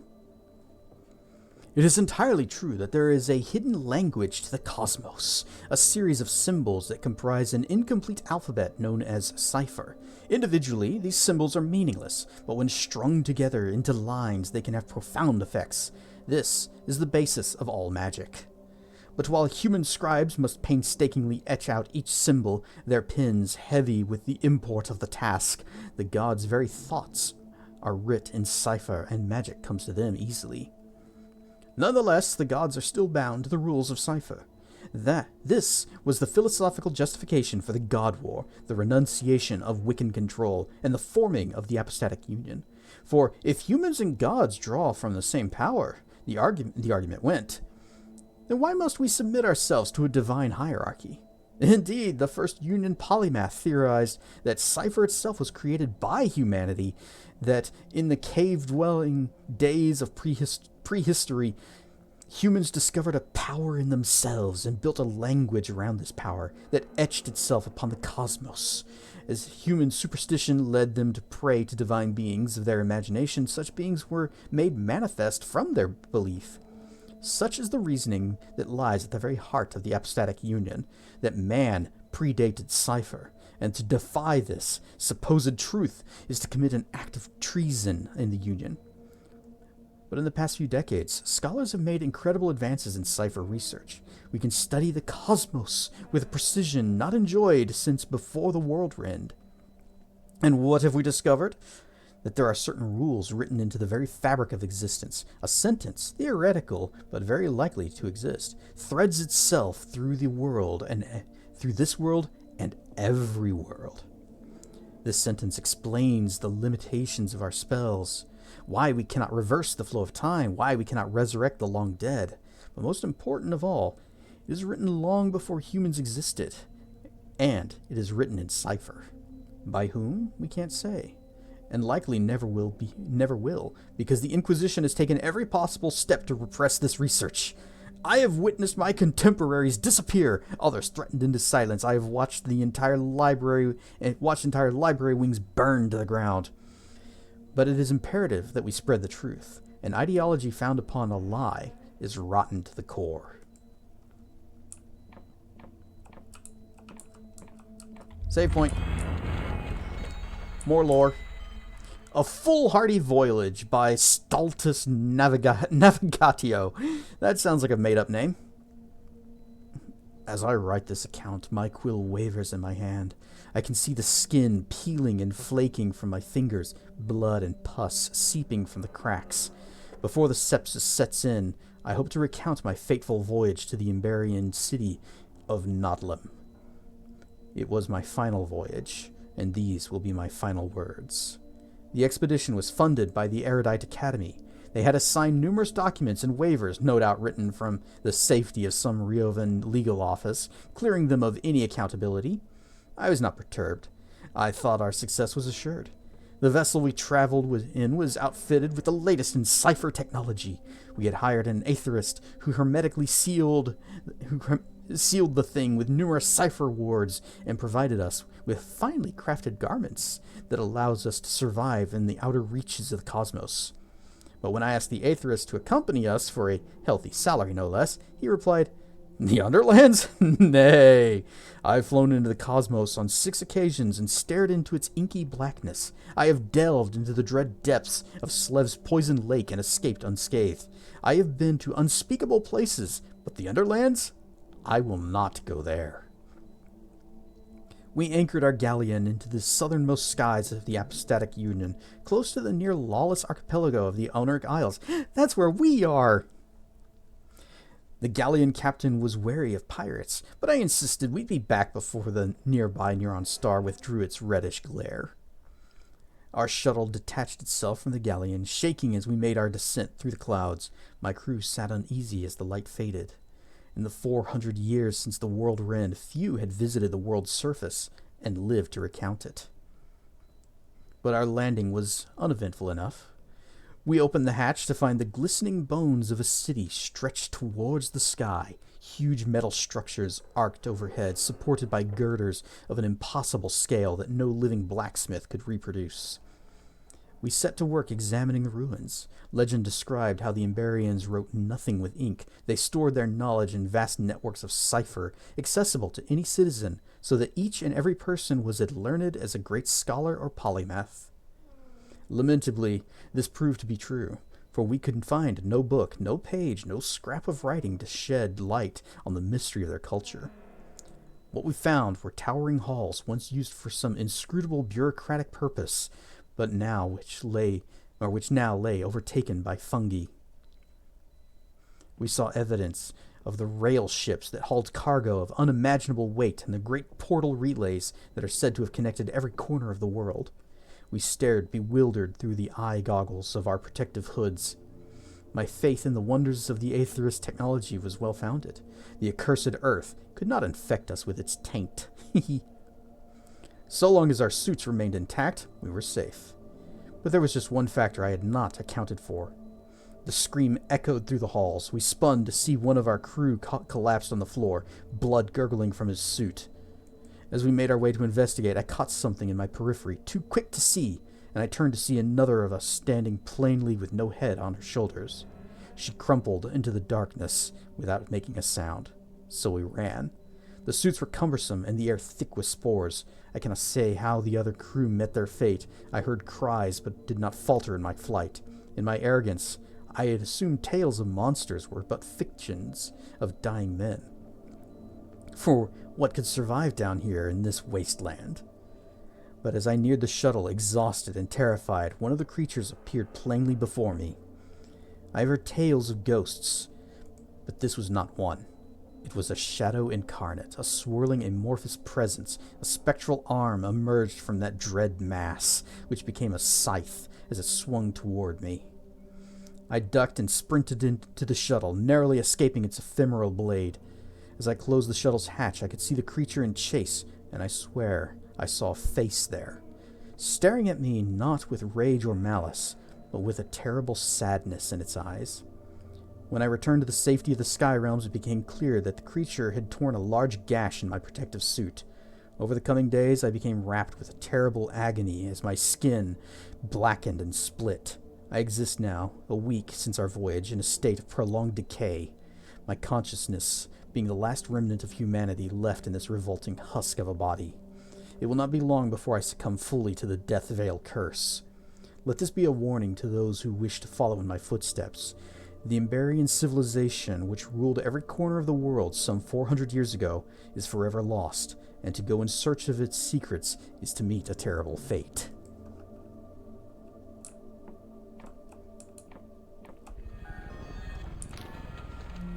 The woman's flesh hangs loosely from her bones. Ruptures in the skin reveal muscle, sinew, patches of exposed bone. She glances at you with cloudy eyes. "You know, it's rude to stare, mortal. My name's Glem, the chief historian in this academy. You don't seem like the other scholars. Your skills at deduction are quite exemplary, mortal. I am an endless, and so, quite unlike the rest of this bunch, I look like a rotting corpse."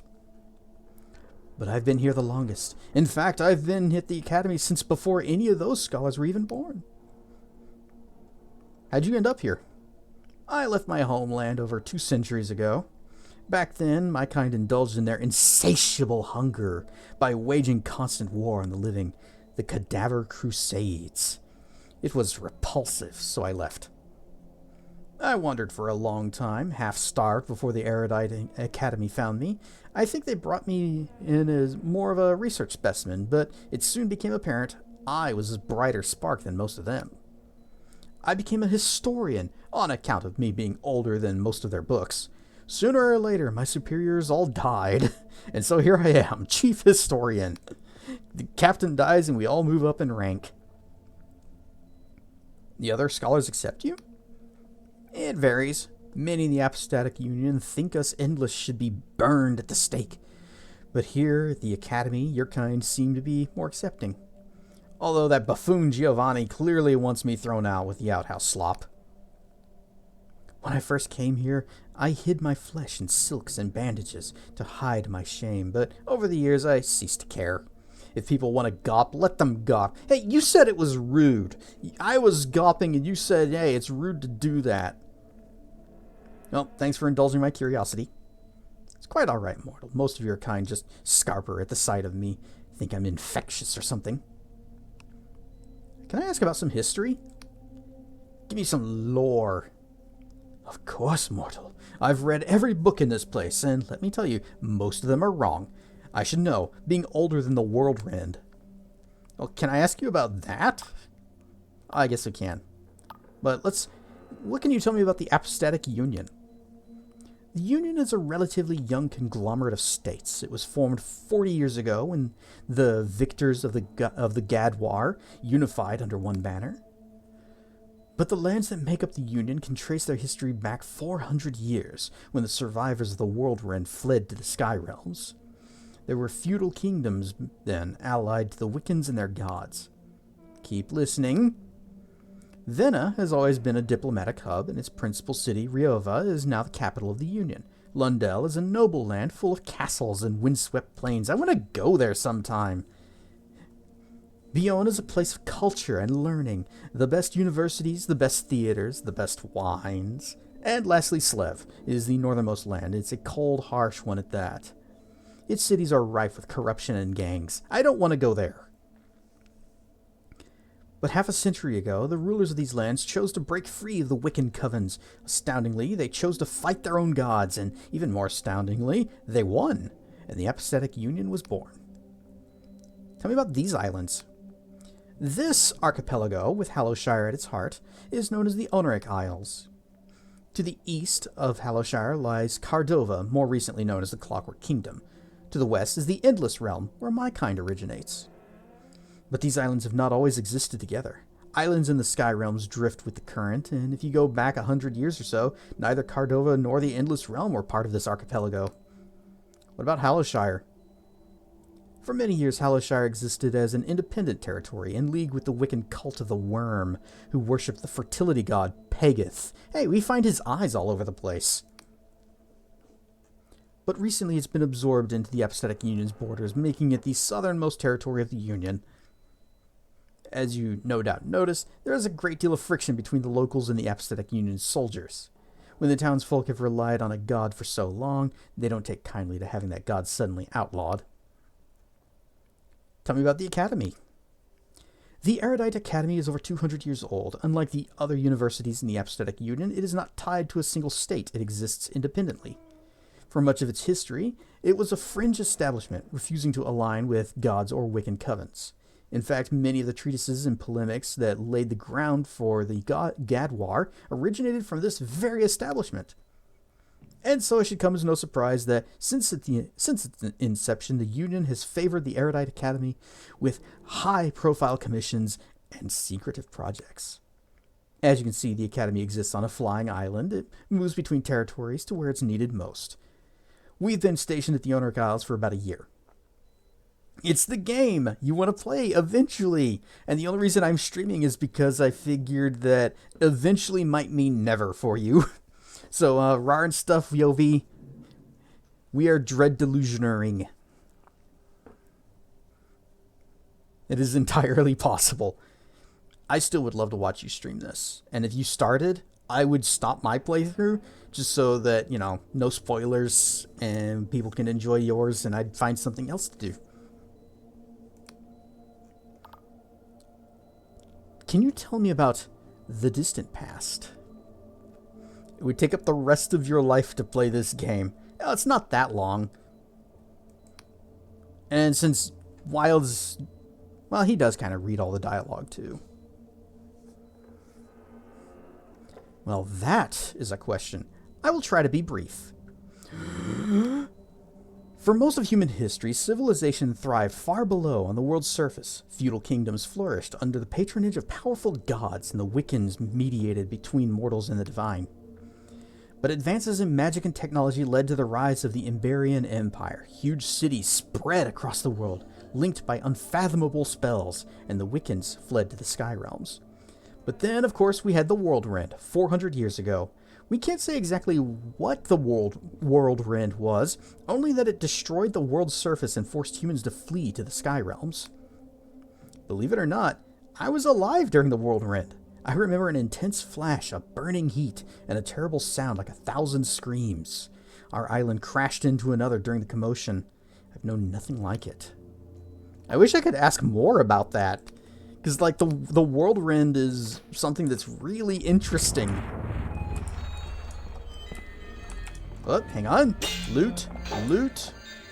Got a health potion and a stamina potion. So, Wilds, if you are unfamiliar, this is the... we are like way up in the sky. All of these islands are floating. You cannot go to the surface. There is the star. And also past the star, if you look very closely... there's some kind of a flying mollusk? The star kind of moves around the islands. And sometimes it's closer, sometimes it's farther away. But, this is one of... Derg friend. This is one of the most unique worlds that I've ever seen in a game. And not just in, like, what we see here with the floating islands and the weird stars and the stuff, but just like the history and the stuff with the gods and the Wiccans and the things. This mollusk tastes like swamp crab. Don't know. Didn't eat it. I have never bitted it.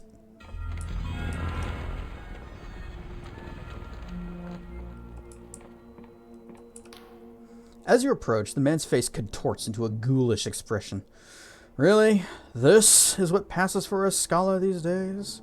Please refrain from getting your muddy footwear on the flooring. He turns away and sighs. Well, seeing as you're here, perhaps you may be of some use. Back in Vienna, I had 12 servants. In this damnable place, nary a soul will lift a finger to help. Perhaps you're different? I'm Giovanni Bori, of the Bori family. I'm destined for great things. Father says so. But for now, I'm merely the chief cartographer of this wretched place. What's the Academy do with cartography? What does the Academy do with cartography? Traditionally, not much. It's a rather menial task for navy vessels and merchant map makers, but the trouble with living on floating bits of rock is that they have a habit of moving around and old maps become useless, so the Academy is working on a more inventive solution. Korikos would like to know your location.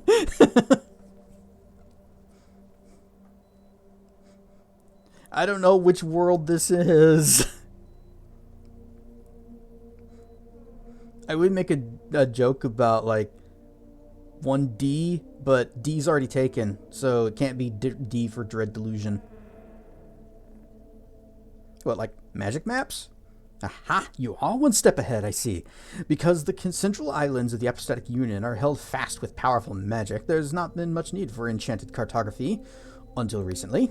You see, these Honoric Isles lie on the fringes of Union territory. They drift around, crash into each other, even break apart. New maps are produced and circulated all the time, but even so, captains can't rely on them out here. So, the Academy is working on a network of cipher spells to track the island's movements, to update maps instantly. Rather ingenious, wouldn't you say? Of course, the scholars here do all the clever calculations. I provide the Impetus. Impetus? What, like magic maps? It could be something D. The world is the number. Oh, and the letter indicates the version. Oh, okay, that's right.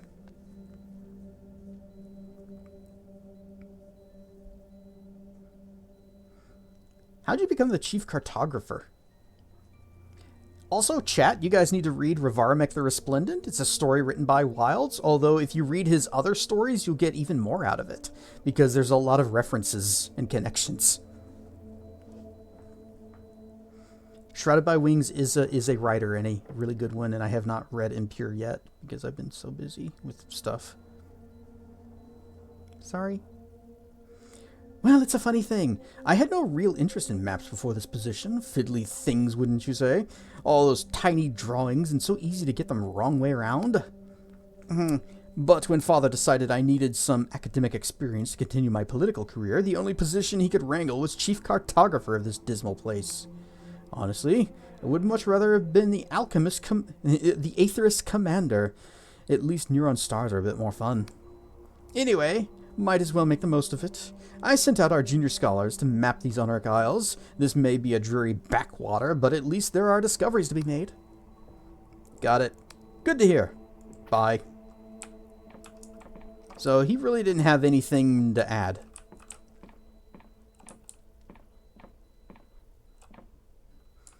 Shroud with those wings. Just put 2 new Impure chapters up, so when you do, you want to read it. Okay, I am falling so far behind.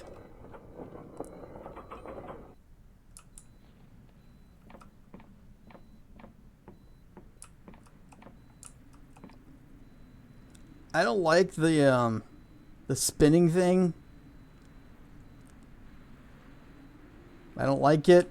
'Cause when I first came up here and as I was coming around, the room kept spinning, and for a moment it was really disorienting.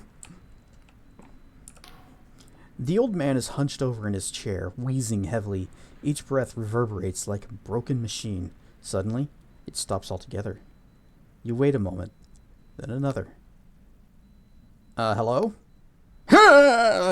He lurches awake, eyes peering from a mound of wrinkles.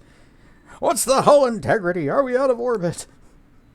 I think the hull integrity is fine. He's still for a moment, blinking. Apologies. Thought I was back in the cosmos for a moment there.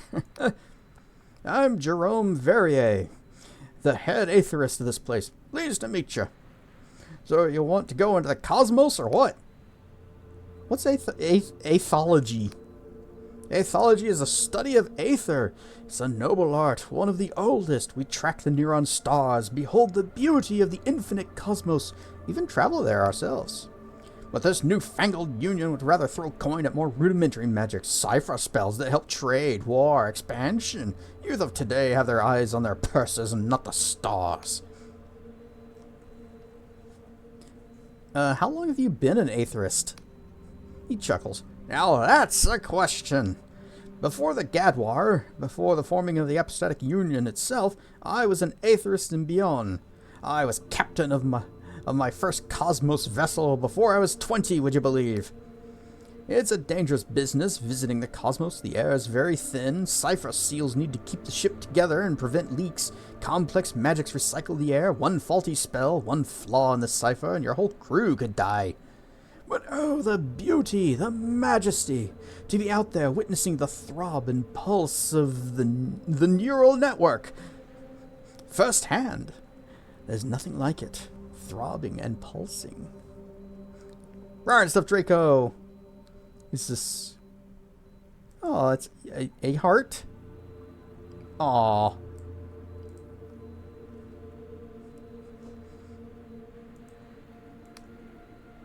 What can you tell me about the cosmos? As you leave the planet's atmosphere, you see it. The neural network.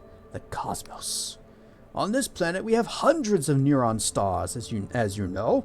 The one here orbits these islands every 12 hours and glows red. Others glow blue, yellow, purple, varying sizes and orbital trajectories all over the globe. And they're all connected by synapses. But those synapses also stretch out into the neural network, to the cosmos. And when you see it, there aren't just hundreds of neutron stars. No, they fill your vision. They never end. We have, with magical means, peered inside the fabric of our very skulls. Our minds look just like the cosmos, an uncanny reflection. We have been debating what this means for hundreds of years, but truly, your guess is as good as mine. Thanks. Anytime. Bye.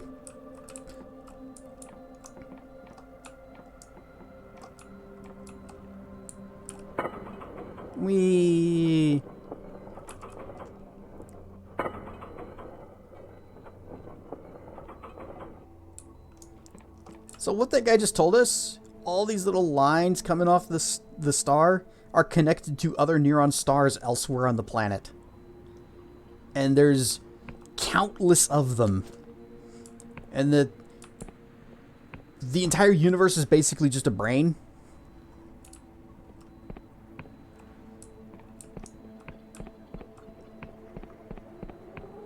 We never went into this house. Alright, we have successfully gone into this house.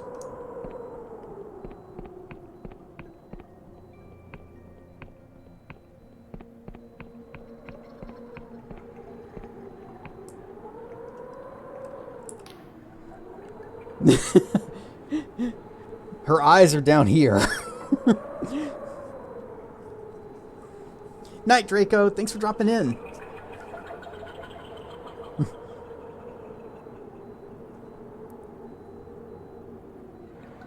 Rakila Windrider with the daily RAR. RAR and stuff. Welcome to the stream. Yes, by the way, new channel point redeem for those who have not seen it yet. You can RAR once per day, and it's going to track how many times. It's basically better than the Twitch streaks. The Inquisition agent looks you up and down with a sneer. No, that's not a sneer.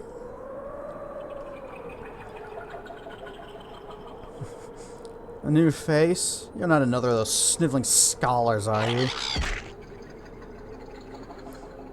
This place fills me with disgust. A bunch of egotistical idiots playing with powers they fail to understand or control. But lately... Eee, shinies!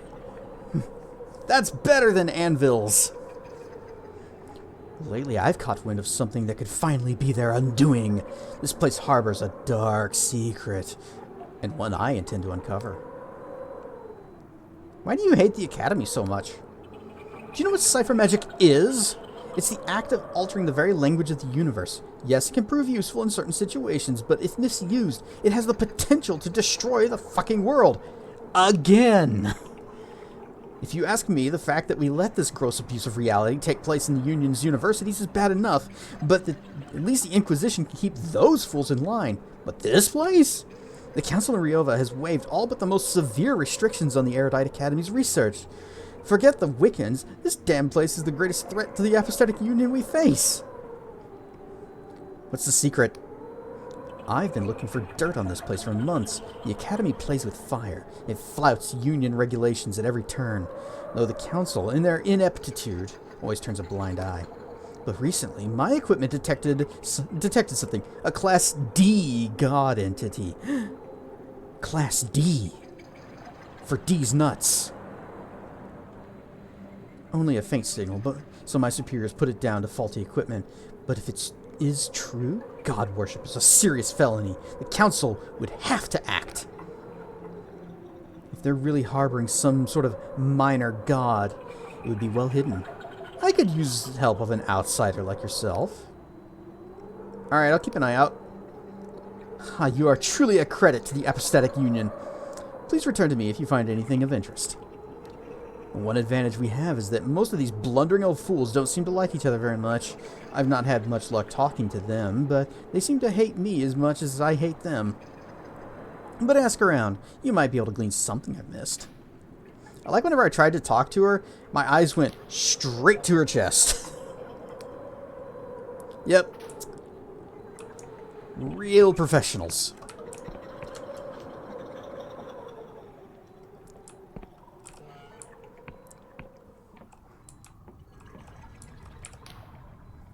Dongi's eyes glint from beneath his bushy eyebrows. Back again, eh? Do you have any unsavory happenings in the academy? Well, if there's any wrongdoing, it'll be that blasted engineer up above me. Can always hear her banging and clattering. Tell me, what could possibly be so important that it warrants so much damn noise? That's not very helpful.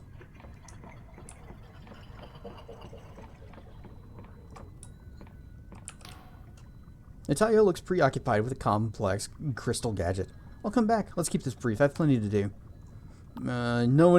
Have you witnessed anything strange or forbidden?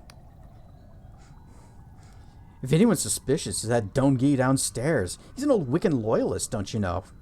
How he managed to escape the post-war purges, I don't know, but I bet you'll find him muttering to the old gods in his sleep.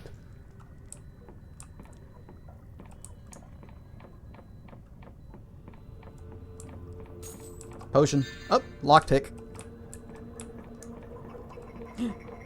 Shurikens? Can I find a use for that? Sure I can.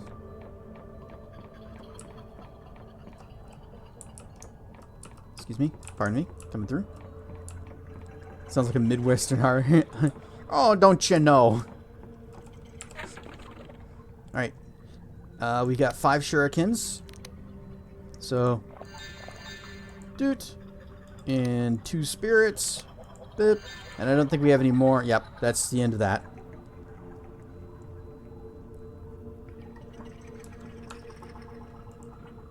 Nope. Cancel, cancel.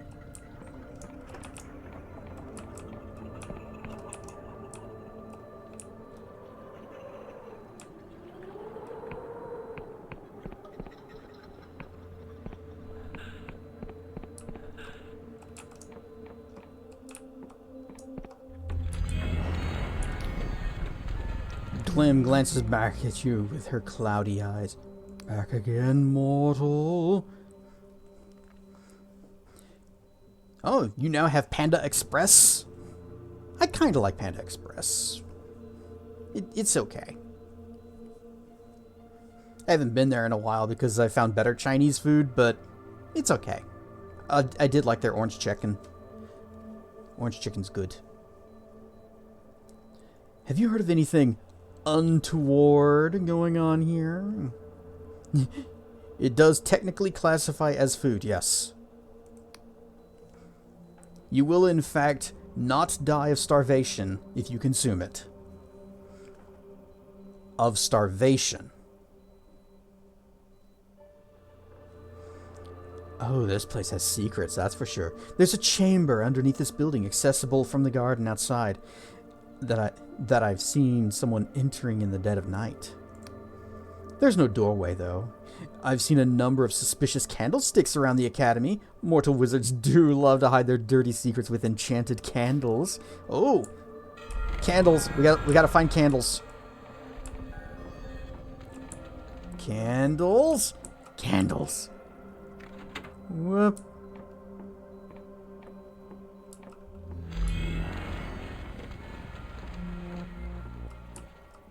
Any candles? You got any candles up here?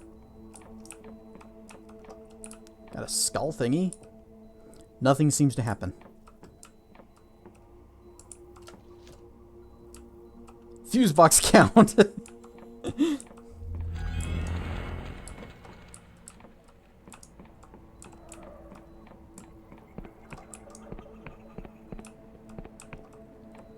You have candles?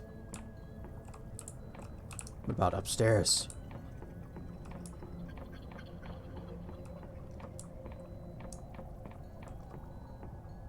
No candles here.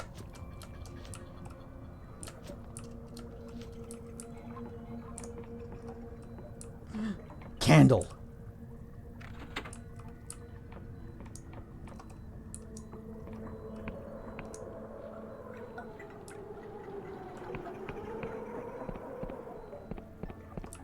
This is the room they mentioned.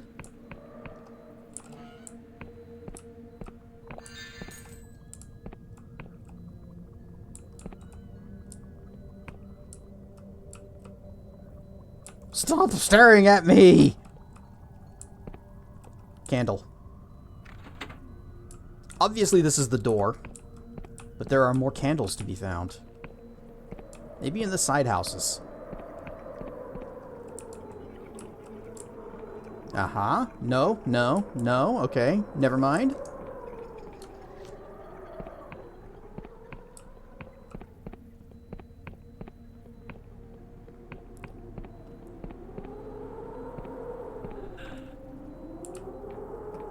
Ah, candle. Something has changed.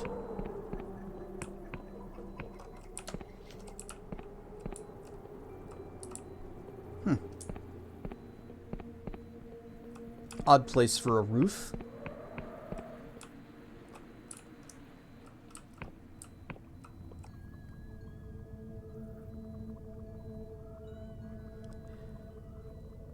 Uh-oh. A divine captive. You entered a secret chamber in the Erudite Academy, which contains a captive god. After a little rooting around, you also find a journal belonging to Jerome Verrier, the head aetherist of the Academy. You could confront Jerome at the observatory tower, or take the evidence straight to the Inquisitor, who is lurking around the Academy. So, this is what gods look like. Gross.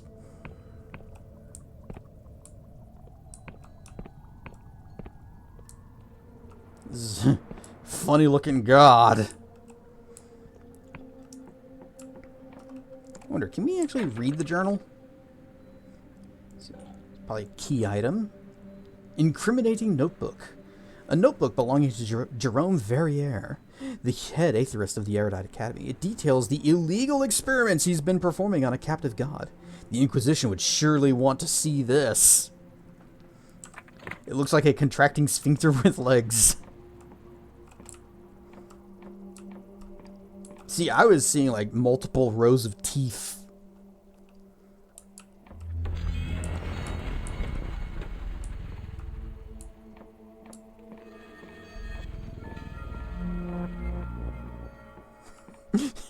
Isn't that just mini humans?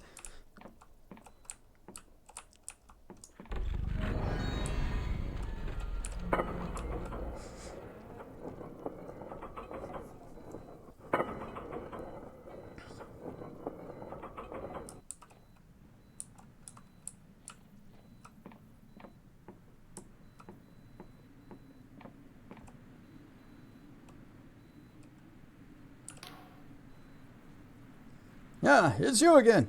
Wait, who are you? So, should we... Well, let's see what he has to say. He grimaces. I clearly didn't hide it well enough. Its name is Xanarib. Must be one of the last gods on Union soil, I suppose. What are you doing with it? Oh my, it's fascinating research, if I do say so myself. As you are no doubt aware, gods draw power from human belief. A devout follower is a source of food to them. So I've been examining this process. Gods do not have organs, simply a nucleus surrounded by strange matter. This turns out to be remarkably similar to the human mind, full of neural synapses. The implications are astounding. Is it safe to harbor a god? Ah, quite safe, I assure you. Before the Gad War, Xanarib was a god of revenge for a nearby village.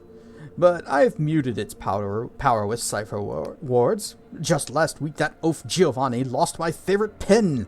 Not a moment after I found out, he stubbed his toe and was in quite a lot of pain.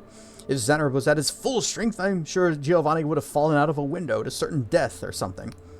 In fact, thinking about it, maybe I muted its power a little too much.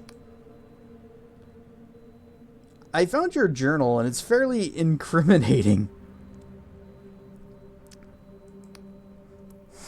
Yes, it's true. The Apostatic Union has outright banned this kind of research, even in this academy. The fools, do they realize what could be achieved if they did not run from what they fear?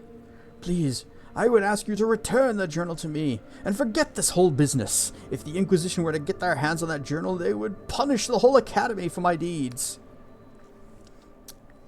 So, we have choice.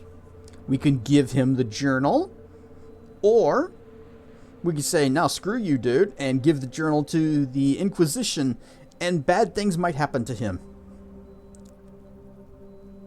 What say you, chat?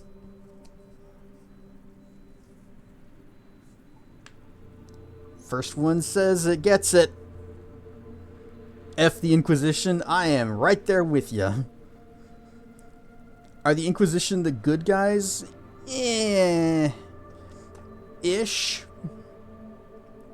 So the story is, this world used to be ruled over by gods and the Wiccans, who are just the people who are like the mediators between them. And the gods were usually bad. They would put people into like these contracts, and most of the time it was not great for the people, but really good for the god. We just did a little... The first quest we did was for a little town that used to grow these special mushrooms that allow you to see the future. And in order to grow those mushrooms, the town used to have to sacrifice their people. And the mushrooms, there was like a gigantic sacred shroom that would literally eat them and digest them. And over time, people kind of got fed up with stuff like that. And so there was a big god war where everyone rose up and killed their gods. And the Apostatic Union, which is now the dominant political faction, is made up of all those people who overthrew their own gods, and now they have a Dagadwa. And so now they've got their own little state that forbids god worship entirely. So what this guy is doing is like super, super illegal. So they're made up of JRPG protagonists. You know, when you put it that way, yeah, kinda. Anyway, we're saying... Feather says, F the Inquisition, so here is your journal. He grabs the book hastily. You have my sincerest thanks. I will see to it that Xanareb is relocated, just as soon as I finished my study. It's a revolving restaurant at the top of the tower, just like the freaking Space Needle in Seattle. Except I don't think the Space Needle has a gigantic telescope pointed at the ground. So he can look into space.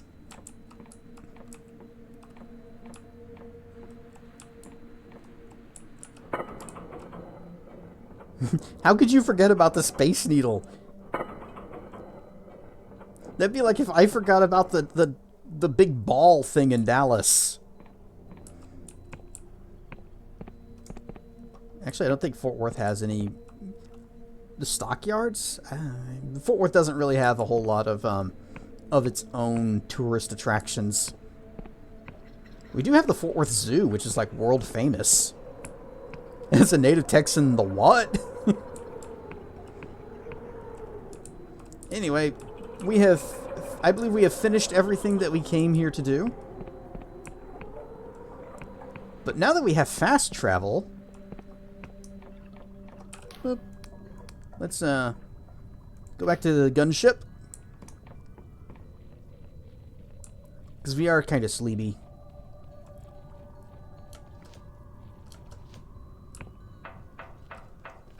Excuse me. Unfortunately, they left this poor guy behind. Oh, wait, we can't use that one. Excuse me. Wait. Where's the, Darn it, where is the place? Oh, right. It's... You go up... You take this up to the top. Crap, this is not the top. This is the bottom. I am all kinds of confused and lost. Maybe that was the elevator I needed. Excuse me. Yep, this is the elevator that works.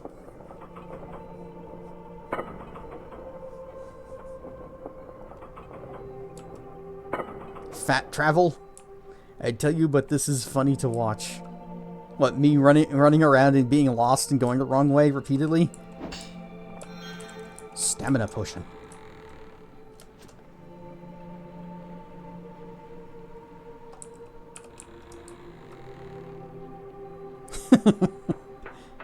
I love that emote.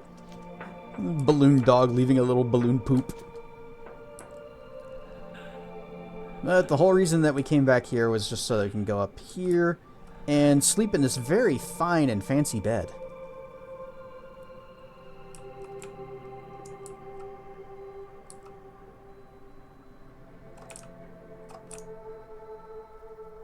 And we have very silent footsteps.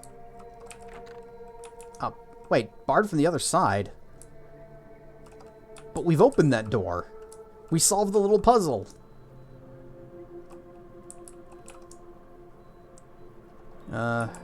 Where was the way out? So I'm going to go reopen that door. Yep.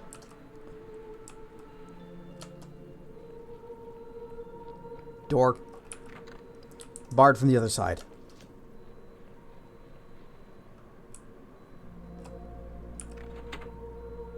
Man, who put that back?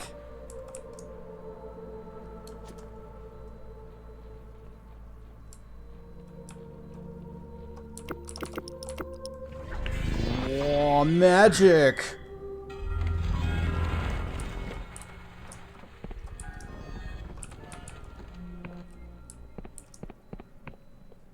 And we're just going to take the elevator back down. Hua! Parkour!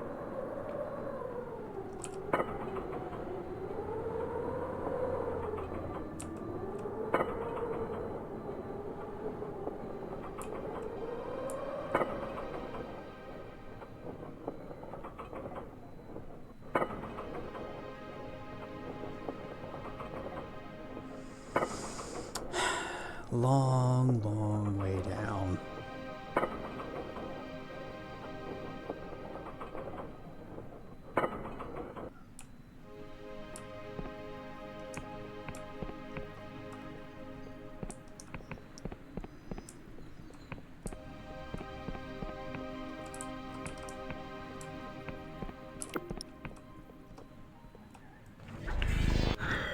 Magic missile! Oh, too far away. Okay.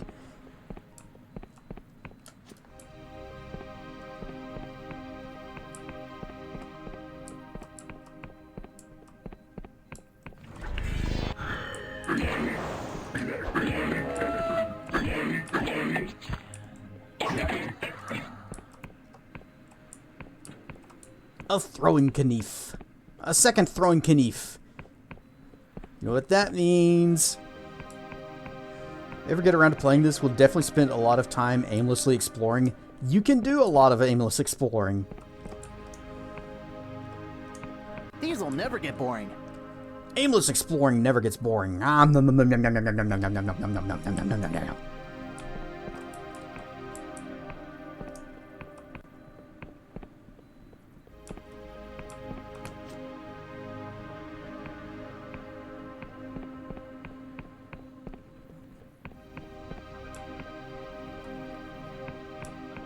At least we got a different song playing now. Ah. Hello, door.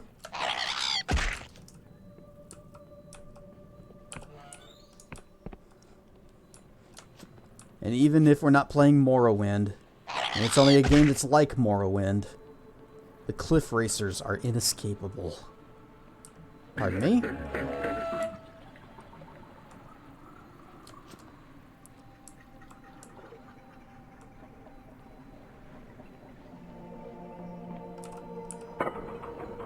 Me.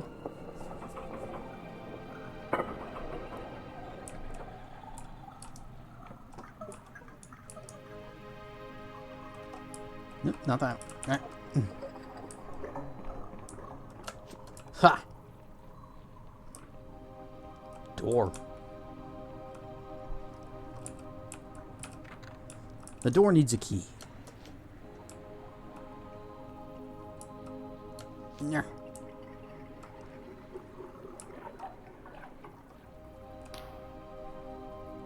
Hallishire fields used to be sown with wicked seed. Gross. For their deities, though diminished, could ensure a good harvest. The god contracts were modest, the blood price was equitable. Of course, the Apostatic Union sniffed it out eventually. They sent over that polymath and her retinue to stamp out any smoldering divinity, and now the common folk starve, their fields barren and desolate. The Union claim it's in the name of reason and progress. She lets out a discordant sigh. I admit, those old Wiccan contracts can be deceitful. Many don't realize the weight of their signature until the curse sets in. But the Union would smother the Sky Realms in the tangle of bureaucracy until we worship naught but deadlines and shipping manifests. Their only saving grace is their honesty, for at least the people know they're trampled upon. So what about you, stranger? Would you rather be enveloped in a sweetened lie, blissful in your ignorance, or would you choose the bitter truth? The idea of truth is a lie. We are all deluded. Ooh. A philosophy major, huh? My scales are showing? Oh no. Quick, I need to put on some clothes. This counts.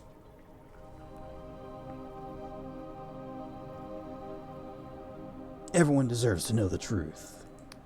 She smiles wryly. But could we ever know the truth for certain? Perhaps we are all but actors in another's dream, destined to be forgotten with the morning light. If the Union discovered it was thus and wrote it in their books, would we be enlightened, or just more lost?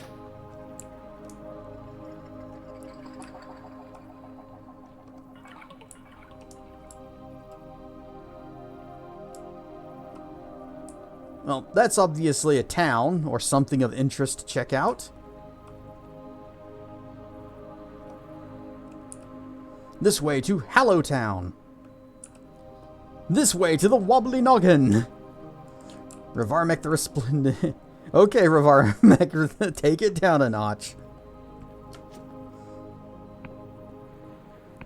I am pretty sure you would love this game, Wilds.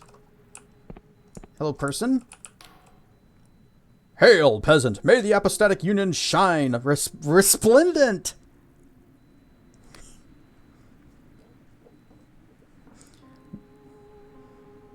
That model doesn't look to scale to me. He said the thing! What can you tell me about the Union? The Union is the last bastion of sense in this broken world. We're committed to stamping out the remnants of god worship and cultism. Only human-made magic is permitted in the Union. If you see anything suspicious, an illegal shrine or forbidden text, report it straight away. This town is rife with cultism. Hang on, I'm not done. Give me directions around town. Sure. On the low end of the town is the tavern with the giant skull. That's the Wobbly Noggin. You can rest up there. Further into town, you have the High Street with a few well-stocked shops. Several alleys lead into the docks, or you can carry on straight to the clock tower. Just past the clock tower is the Union Council building. It's where the local polymath lives. You can always stop by if you're looking for work. So, yep, that is a big skull, and it's got one of those void spears through it. And thus, that is why this is called the Wobbly Noggin. Because the big skull is on it. To be sold, Thornwood Manor. A 200-year manor, once stately and fine, that has fallen into disrepair. The manor grounds comprise an entire island just off south of Hallowshire. With the right investor, this could be a thriving estate once more. For inquiries, visit the clerk in Hallowtown. I would like a manor. Calling all denizens of the Apostatic Union. Our land is beset with a most terrible famine. Can you sit idle while your crops fail and your loved ones perish? We all know who is to blame. The god worshipper, the cultist. For too long they have uttered their dread prayers from the fringes of society, bringing terrible omens upon the lands. Our polymath humbly requests the aid of every denizen in this matter. Visit the Apostatic Union's council building in the center of town to inquire further.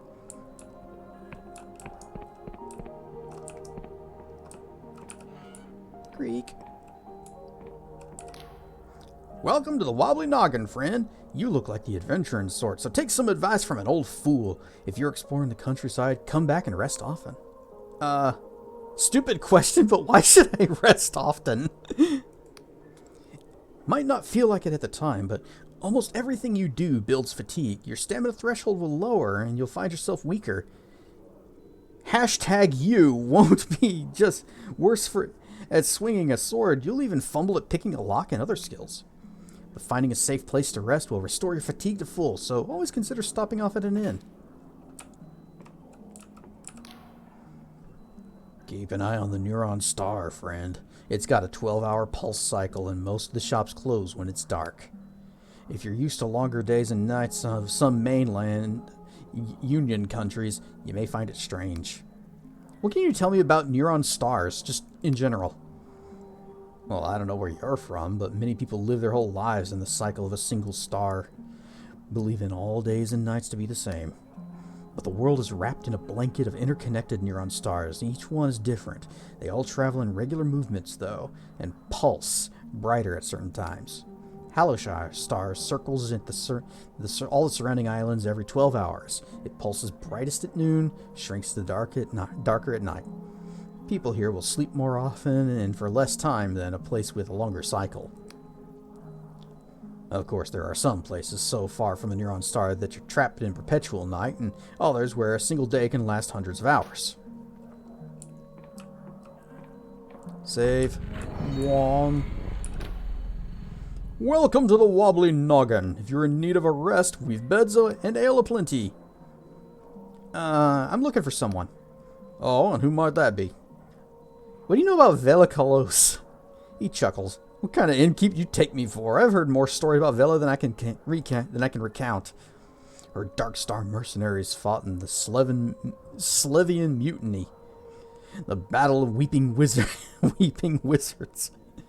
And on both sides of the Wiccan uprising of Hockney, they've taken coin from Riovan counselors and occultist villages alike.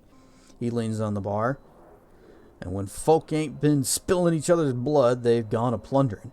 And burying ruins, Wiccan shrines, and you know the tomb of the deathless Dynast King?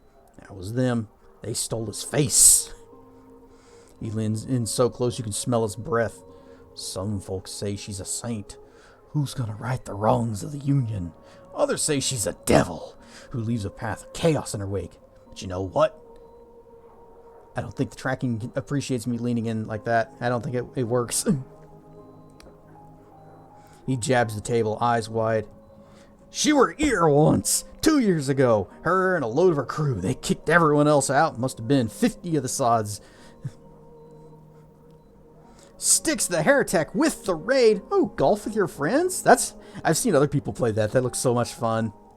Rar and Stuff Raiders. I am Cassedrian, and we are playing some Dread Delusion.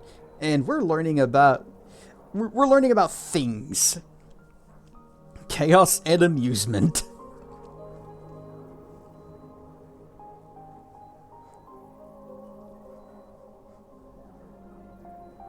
Must have been 50 of the saws getting pissed as skyfish. And I saw that she weren't no saint. She weren't no devil. She were completely shit-faced. He guffaws, wiping a tear from his face. I did warn her about that Typhos rum. We made more coin that night than most weeks, I reckon. I'm looking for other questions. Talk's free, friend. You know of any work going? Well, I heard Venran Berwig's looking for adventurers. Not sure what he's after, but he's the richest man in town, so I dare say it's worth a punt. Go to the Winged Merchants Guild on the main road if you're interested.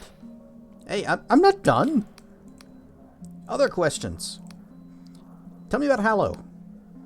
Most of us are simple farmers. Folk have been around here since the world end, making ends meet. After the God War, we joined the Apostatic Union, but they mostly left us to our business until recently. The Union has seen fit to take a more direct hand in our affairs, see. They claim our crops grow with illegal god magic. That organized cultism runs rife. But in trying to stomp that out, they've started a goddamn famine. Most of us thinking we're better off without the damn Union, frankly. More questions. What's with the skull? Oh, you noticed? Big fella, ain't he? He's a relic of the God War, one of the old gods who got a void steel spear right through the peeper. His noggin wobbled, and then he came crashing down onto the pub. You want to know the funny thing? The pub was already called the Wobbly Noggin on account of the state of most of the patrons. More questions. Nope, that's it. What have you got to sell?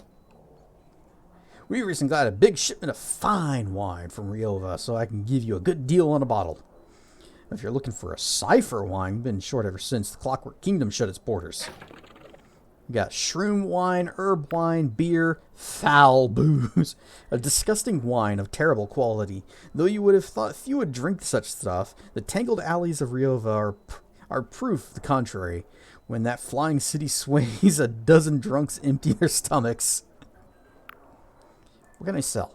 Well, we can sell the glorious treasure for 55, or we can hold on to that.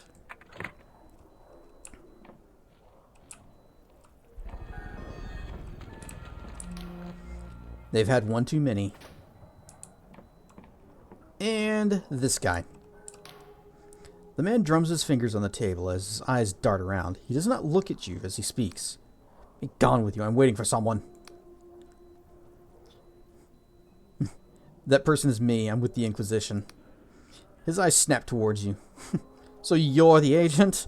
I must admit, I expected someone with a little more inquisitorial. I'm a confessor, more like a prisoner than an agent.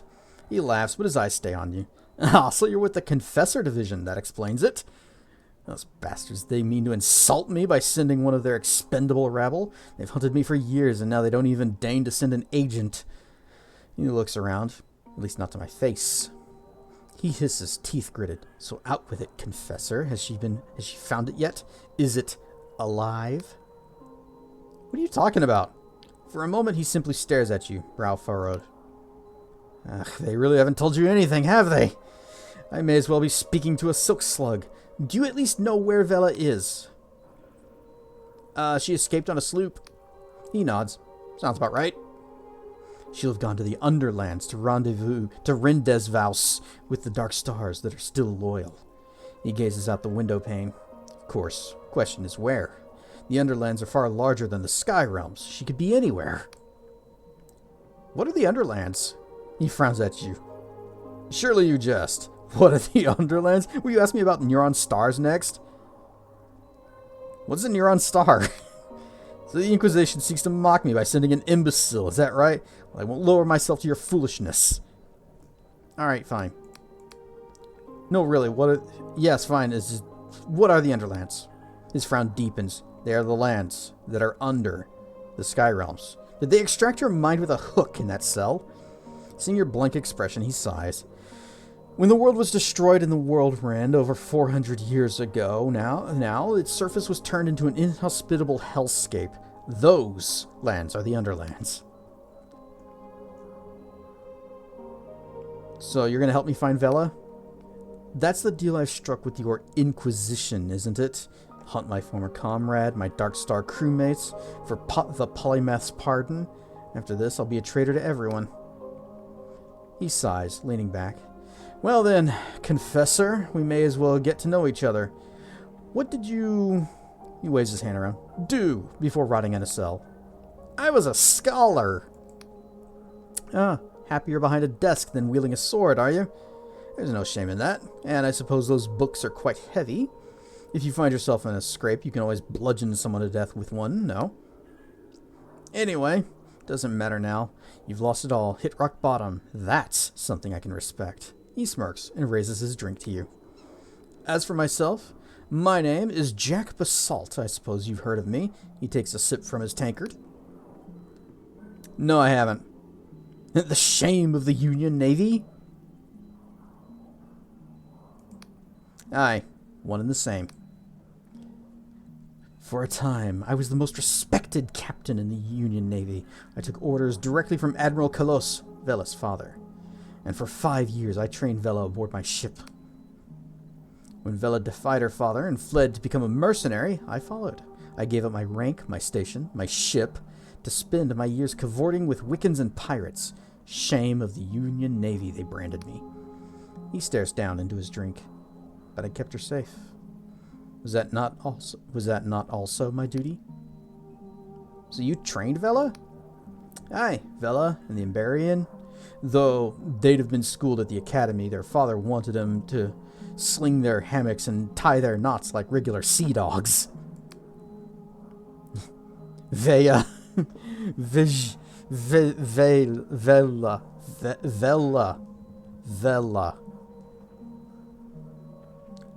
I thought it was Veya. Ah! I thought you pronounced the L as a Y. Veya.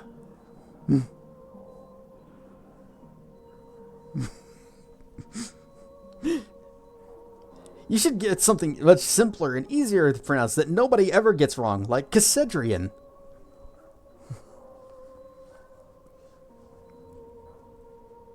Definitely never been called Cassedrian. Or Adzdidigine. Cassedran. Or Cast Ryan.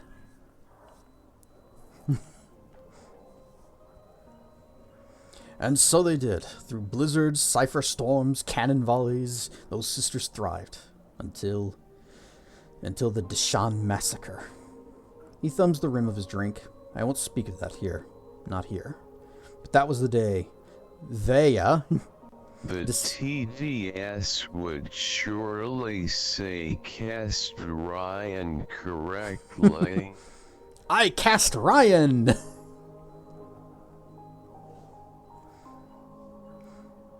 That was the day Veya decided to leave the Navy and her father. That was the day we became mercenaries. Or as Ailey would say, marble plarp. Marble plop.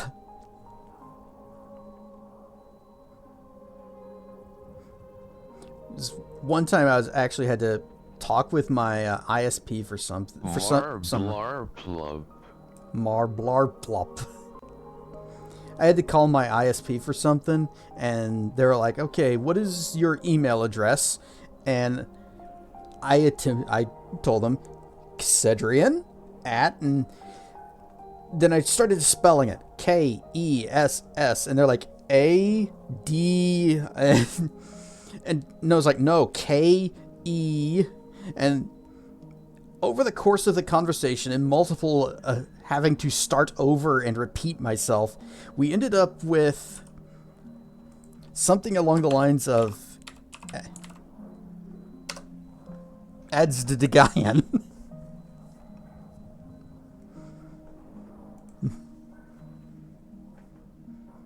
It took multiple tries before he got it correctly. Adzdigine. Okay.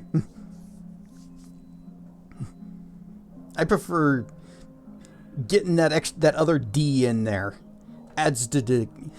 You're soggy lellum gerb. So why are you hunting her? You have to understand, I love that girl like she's my own. I've seen her grow from a headstrong child into a fierce captain, and there was a time when we were sailing together as dark stars when I thought she might be the greatest of them all. So to see her fall into barbarism and villainy has been hard. I can't abide what she's done, or by what she will do. She seeks to save us, but she'll likely doom us. What's a fuss? So I have to stop her, you see, for her own sake. So how do we find her? You're asking me? As I've said to your masters, I can provide naught but shreds of information. You'll have to do the rest. What I have for you are 3 names. Names of former Dark Star mercenaries who've left Vela's crew after the mutiny. Together, maybe the lot of us can track her down. What's this about a mutiny? A few years back, Veya found a map. A map pointed to something impossible. She'd use it to make a heaven of the sky realm, she said. Change the fabric of reality so folk don't know poverty or injustice or even death. I'm sure she believed it, believes it still, but for a lot of us Dark Stars, it scared us witless. You don't go meddling with things like that unless you want to die screaming. We tried to convince her, to make her see reason, but she took us down into the Underlands anyways, on that mad pursuit. So we mutinied, and the Dark Stars spilled their own blood on those skyships. In the end, Vea escaped with those loyal to her, and the rest of us scattered to lick our wounds. A wicked time that was. Alright, tell me about these mercenaries. First, there's the Emberian, called that because folks say she's the last of their kind. Of course, that's pure squid shit. If she was Emberian, she'd be 400 years old. I've heard talk she's somewhere in Hallowshire. Next, there's the Endless Duchess, a powerful cipher wizard. She went back to her ancestral home in the Endless Realm. Like all those you'll find there, she's cursed to never truly die. He smirks. Which means she really is hundreds of years old. Finally, there's Caxton Frost, a genius of the Clockwork Kingdom. That man could engineer a skyship from a sack of junk. Last I heard, he returned to his homeland. Are you sure they're going to help us? Am I sure they're going to follow you to their certain deaths? Of course not, you fool. They'll probably try and cut your head off. But if you want to find Vea, you're just going to have to ask nicely. And if they do agree, you lot must have captured Vea's fortress, the Blinding Light, correct? I heard the cannon fire from here. Tell you what, I'll head there myself after this little chat. And if you find any of those Dark Stars, send them there and all. Shroud 12 ARF. ARF. The bot refuses to ARF. ARF! He affixes you with a grim stare. And that thing Vela's looking for? She mustn't use it. Nobody must ever use it. You hear me? If you've any sense, you'll make sure it stays buried down there. ARF, ARF. Oh, so it can ARF, but it can't ARF. Makes sense to me. He shifts, suddenly nervous. Right, well, think we're done here. Alright, later. Right, I'll be at the Blinding Light.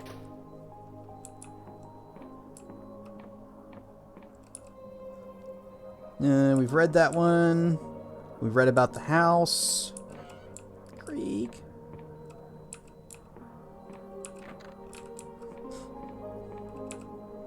A Guide to the Honoric Isles by Niccolo Lopo. It was a sweltering day in Rio. Yap. Yop. Arf, arf. Framed by Data with the raid. Let's see, you were playing Path of Exile 2? Oh, that's out?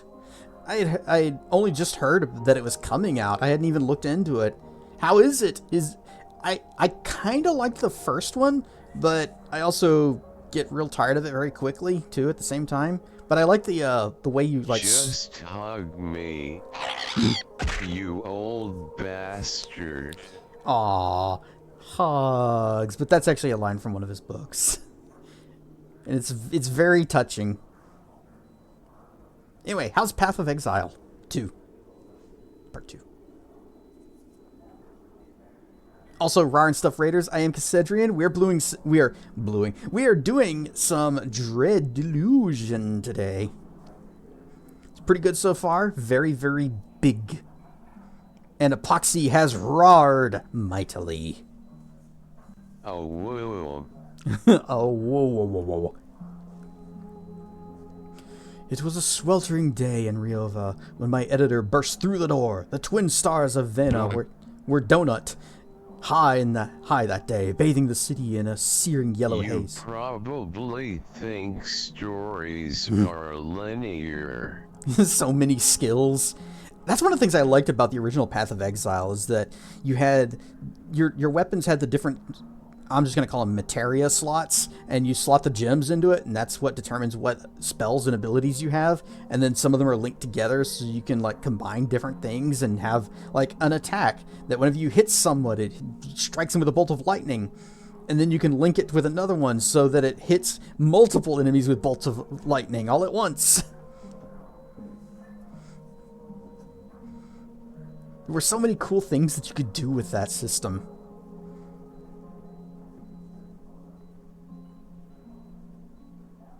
"Niccolo!" he yelled, after nearly dislodging my front door from its hinges.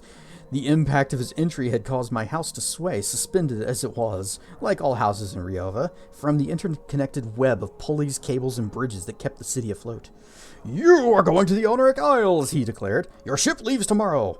I must confess, I was taken aback. The periodical I wrote for, The Weekly Whale, was mostly concerned with the petty dramas of Riova's wealthy elite, with little penchant for travel memoir. But then the proliferation of cipher-based periodicals with their self-updating calligraphy was making my editor nervous. He'd clearly decided that sending me to the arse end of nowhere to my certain demise would titillate our readership and bring in some coin. Many citizens know of... Enough. Our ship sails in the morning. I wonder what's for dinner. Many citizens know of the Oneric Isles only from fairy tales. It's a small archipelago of little political import, drifting around the southernmost edge of the Apostatic Union's borders. While its central region of Hallowshire saw fierce fighting during the God War, it has only recently been absorbed into the Apostatic Union's territorial sphere. What both excited my editor and perturbed myself was the inarguable wildness of these strange islands. They are illuminated by a single neutron star which orbits close to the islands, dousing them in a magenta light. The Wiccan Coven of the Worm has long squirmed in the dark recesses of Hallowshire and has caused nothing but trouble for the Union forces stationed there. Similarly, the historic lawlessness of the place has made it a dark haven for smugglers, pirates, and brigands alike. Meanwhile, beyond the Union's territories lies even stranger islands. The archipelago's western edges are home to the notorious Endless, who feature in many whispered old wives' tales, but have rarely been glimpsed by mortal eyes. And we've seen several of them. It's not that rare. The eastern islands, mind you, are very different. The realm of Cardova, which famously declined to enter the Apostatic Union's Commonwealth after the God War, has been found there. Its exact relocation cannot be dated, as is so often the case with islands drifting unrecorded through the sky realms, but the strange complex machines that are being constructed there have caught the attention of many of the Union's scholars and aetherists. To travel to such a place then was a folly of the highest order. Indeed, I would have turned down the venture in an instant were I not facing imminent bankruptcy. So with a heavy heart I accepted and began to pack my things. These volumes, originally published in my column in The Weekly Whale, recount my foolhardy adventures into the strange and dangerous Oneric Isles.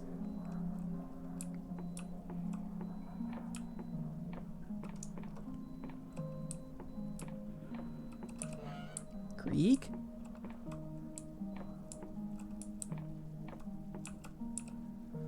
Recollections from the God War by Juliana Liddell. Before our airship rose a rising mass of flesh, taller than any tree, any structure, any living thing. It filled the horizon with its ghastly form. A hand rose to thwart us, or should I say, many hands, for the thing's flesh bubbled and boiled with minute approximations of the whole. Its arm was made from many arms, its screaming face and head countless gaping mouths. The captain's voice bellowed across the deck. Being no Navy woman, I cannot recount these orders, but the ship began to lurch to the side in a futile attempt at evasion. With an almighty crash, I was flung against the ship's bow. We spun in free fall, though through splinters and dust I could see the other half of the ship. We had been split in twain, and the ground was rushing to meet us. The ship exploded into fragments as it struck land, but I did not feel the impact. I levitated just inches from the wreckage, a glow encircling me. I could see the hand of an Erudite Academy scholar buried in the rubble. It twitched, the glow flickered, and I fell safely to the ground. I know not who saved my life in place of their own, but I think of them often. The creature towered above me, staring with many eyes, howling with many mouths. These were the closing months of the God War, and the Wiccans had become desperate. Faced with their annihilation, they had embraced practices that had long been forbidden. Whatever lurched towards me had once been a god, though it could not be called that anymore. As it raised its arms to strike me, its bulk blocked the light of the Neuron star. Against my better judgment, against the very ideology of which I had committed myself, I uttered a prayer to my family's patron god, a god I had seen cut to pieces not a month before. Who knows? Maybe some vestigial remnant of that god yet remained and took pity on me. A hideous noise erupted from the monster. Its flesh had always shifted in some eldritch pattern, but now it appeared to flow like liquid. Huge chunks of it began to drop to the ground, exposing glimpses of a skeleton. Whatever spell the Wiccans had cast, whatever power flowed through this entity, it was failing. At that moment, our sister ship burst from the clouds at blistering speed. A dozen cannons erupted into fire at the creature's and the creature rippled with explosions. A voidstone lance, itself the size of a small vessel, was flung directly into the monster's skull. The thing buckled and bent under its own weight. It appeared to be melting. The skin tore from around the neck, and the head bent back in an unnatural way, eventually dropping to the ground. I would later discover that it crushed a nearby pub. After a few moments, all appeared to be left was a steaming mound of flesh and bone.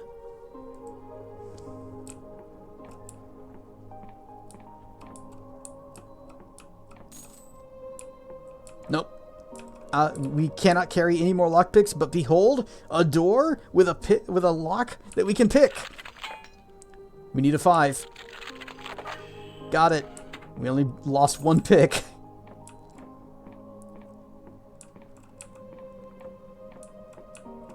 And levels ups. And another lockpick, if we ever need it. Behold, a door. Gentlemen, behold! A door!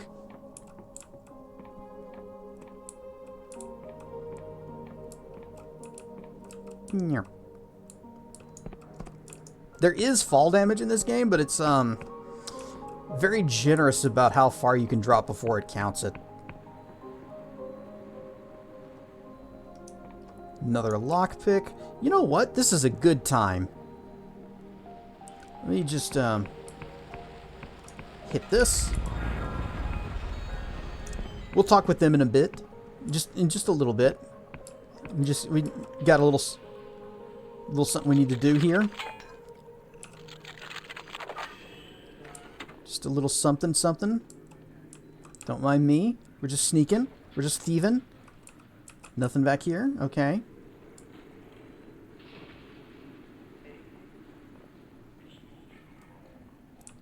Got a level up skull. Take that. Bong. Shiny box. A modest treasure. A few coins. A sleepy guy. It's okay. We're the main characters, so it's fine. We can walk into someone's house, take all their stuff. No big deal.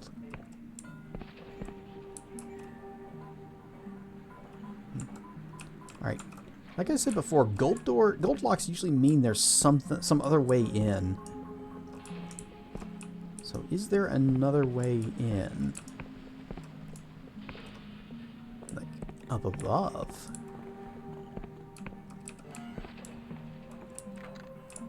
Locked from the other side. Fly! Fly, you fools!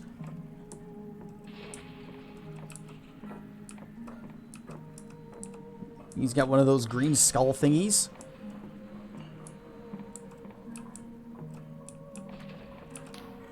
Our guest? Welcome, welcome! The man flares his nostrils as he looks you up and down. I'd offer you a seat, but these chairs are terribly expensive. I presume you're here about the job offering? Yeah. What job is that? You mean you simply came to exchange pleasantries? He swallows, clearly repulsed at the thought. Alright, I'm here for the job. Yes, I thought as much. Your attire is certainly suited for the physical labor of the task. He dabs his forehead with a handkerchief, as if the thought of your attire is overbearing. The job is to locate my merchant vessel, the Golden Typhos, and retrieve its cargo. It is a magnificent ship made with the strongest Lundell oak. So, cannot imagine it could have been shipwrecked. Its captain is none other than Walter Cecil, who has charted many of the apostatic Union's distant islands and is known for his character. Mutiny, then, is not a possibility. A course was plotted to Peguthian ruins south of Hallow. The Typho should have returned a week ago. I'm beginning to worry. The ship and crew are irrelevant. Only the cargo matters. Return it to me, and I will reward you handsomely. Alright, tell me about the captain.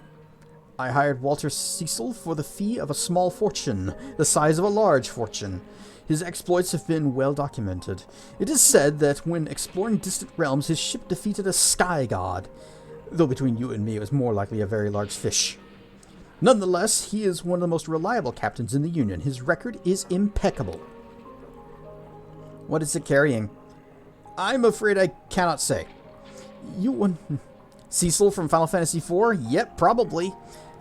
After his weapon shop in Secret of Evermore didn't really work out, giving away bazookas is not the way to make a living. Then he had to go back to doing FedEx quests.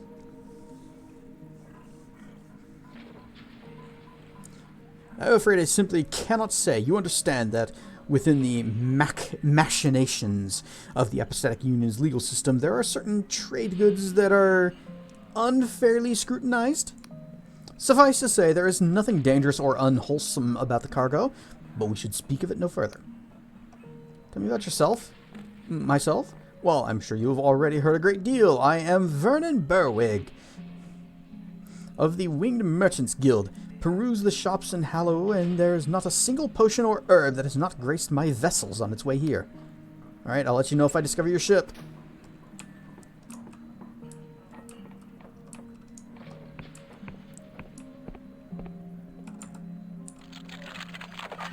Nice, nailed it. First try.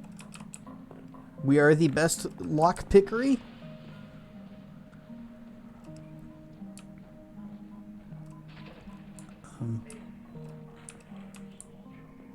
Oh.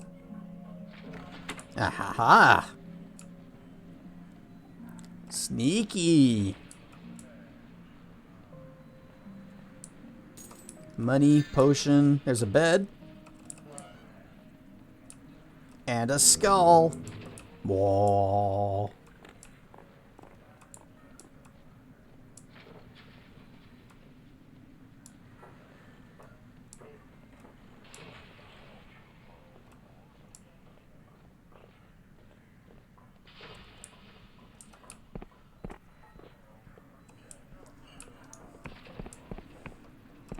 Here we go.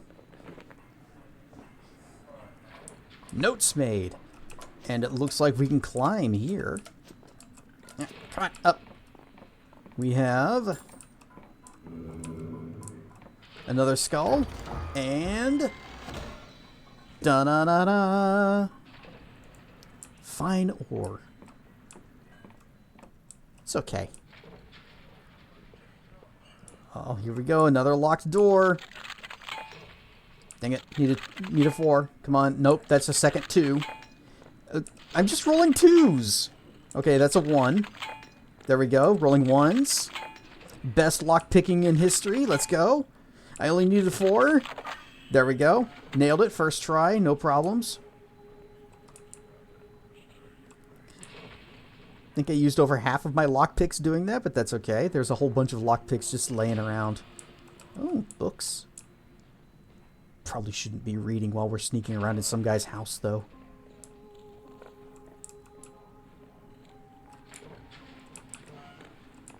Skull. Whoa. So this guy does not have treasures. Also, I think he might be awake because he's not in his bed.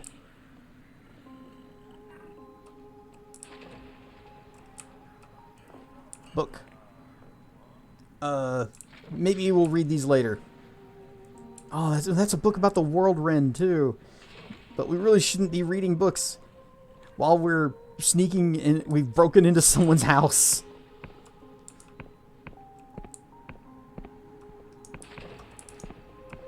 Regrettably, we did not find an alternate way into the blacksmithery. So you know what? We're just gonna do it this way. Oh, we need a 6? Okay, first try.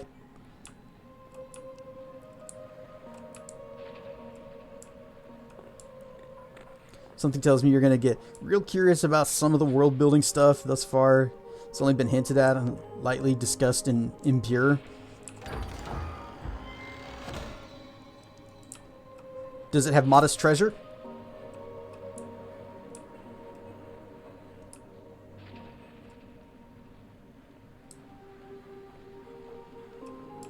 It just might. Ooh, yes. Okay. Well, unfortunately, the shops are closed because of nighttime. Dirg friend is off and about, flying again.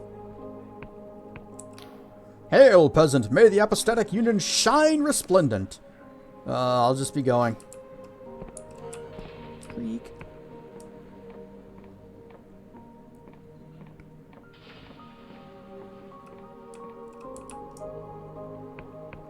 Nope.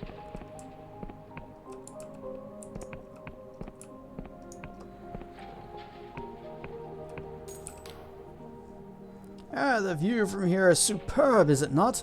All one needs is a compass and a map, and you'd have quite the adventure, I'd wager. You know where I can find a telescope, even though you didn't mention that at all? Oh, the Emporium of Oddities here in town sells an assortment of goods for the budding explorer. I picked up a telescope from there myself.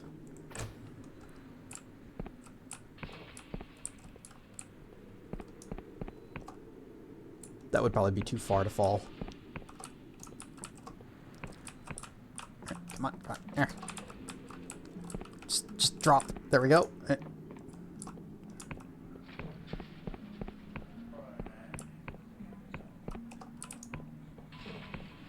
Ooh, I see something important.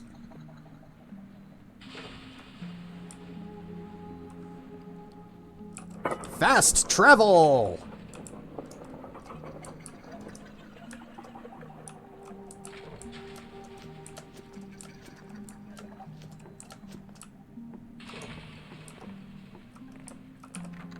Oh, it's barred from the other side. Well, we used a lot of lockpicks, so let's run back through the places we've been to and recollect them. I don't think there were any in there. It was all back this way. There's this one here. Boop. One lockpick.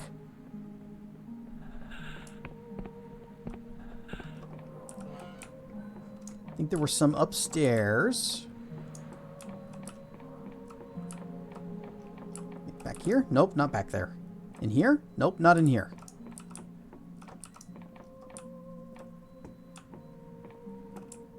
Ah. 3 lockpicks.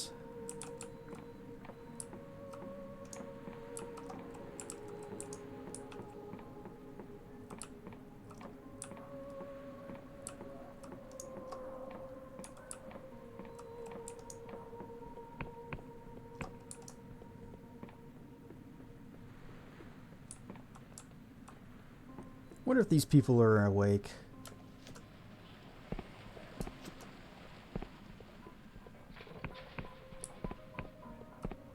The big house, the big building here.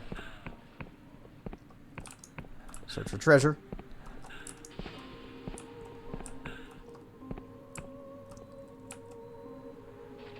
Well, you could just jump off the back.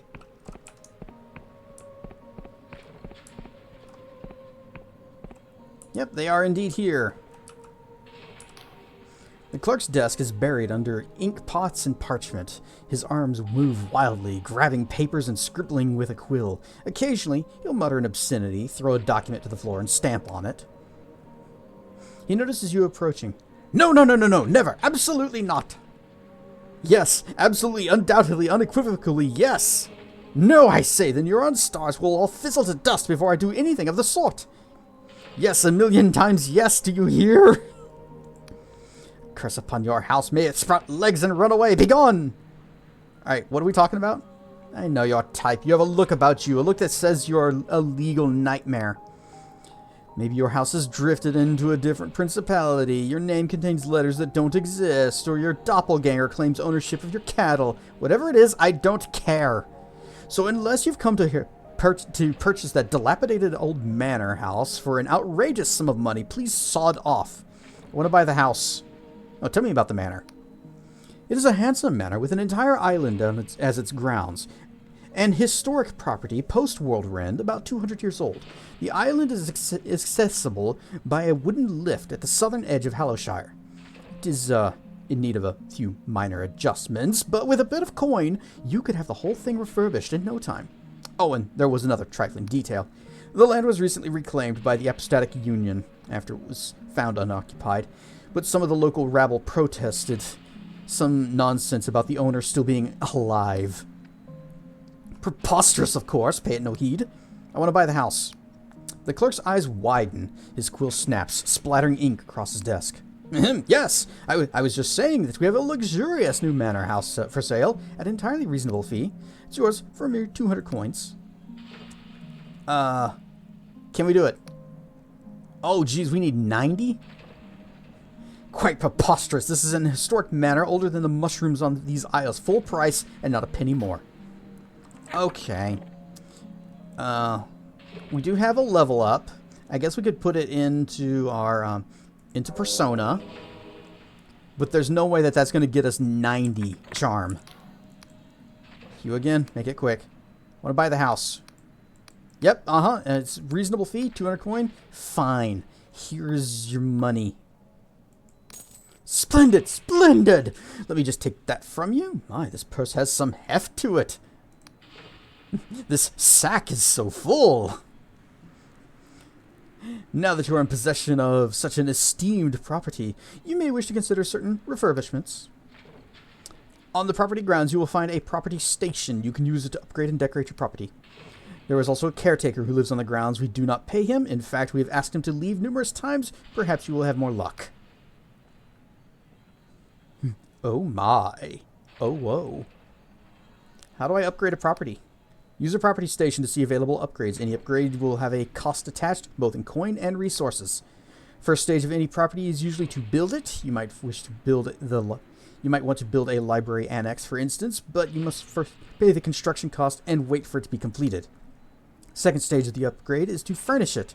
This will provide furniture, trophies, and in some cases, special equipment.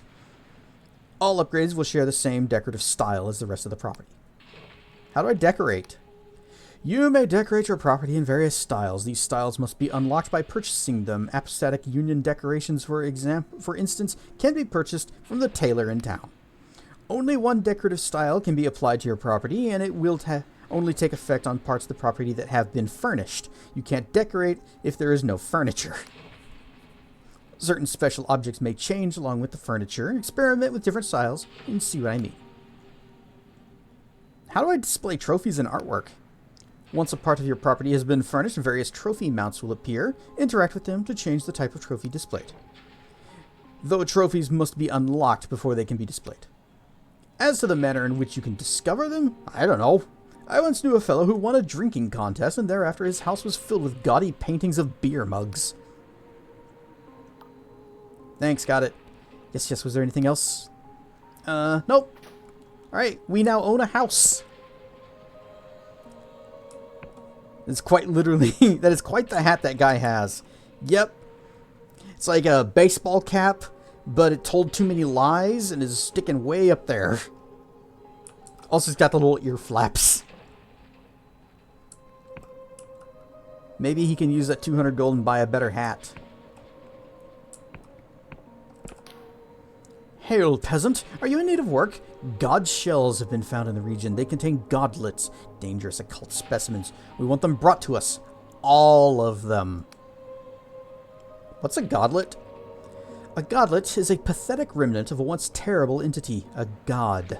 Though we destroyed many in the God War, they have a tendency to sprout again like weeds. Pockets of Wiccan resistance still linger in Hallowshire, and it seems that they are trying to revive their most foul and nefarious deities. Needless to say, this is a threat to the safety of the Honor Isles and the Apostatic Union as a whole. It is our duty to eradicate these verminous godlets. And there's one right there! Why is it still alive? Keeps your ears warm. And it helps people find you in a crowd. I've got a godlet. Excellent. Hand them over. Know that the Apostatic Union will reward its most loyal subjects. Here is... I only have one, I think. Here is one. Yes, this looks about right. Here's your coin. I've made a note of your contribution on my ledger. $2!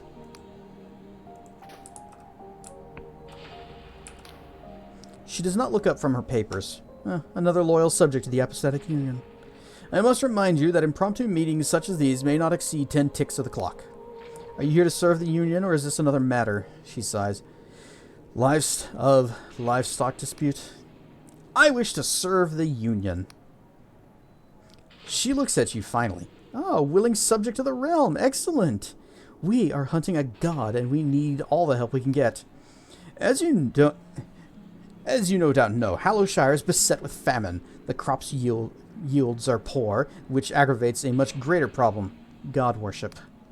In their panic, the populace has resorted to illegal prayer. Cultism is rife.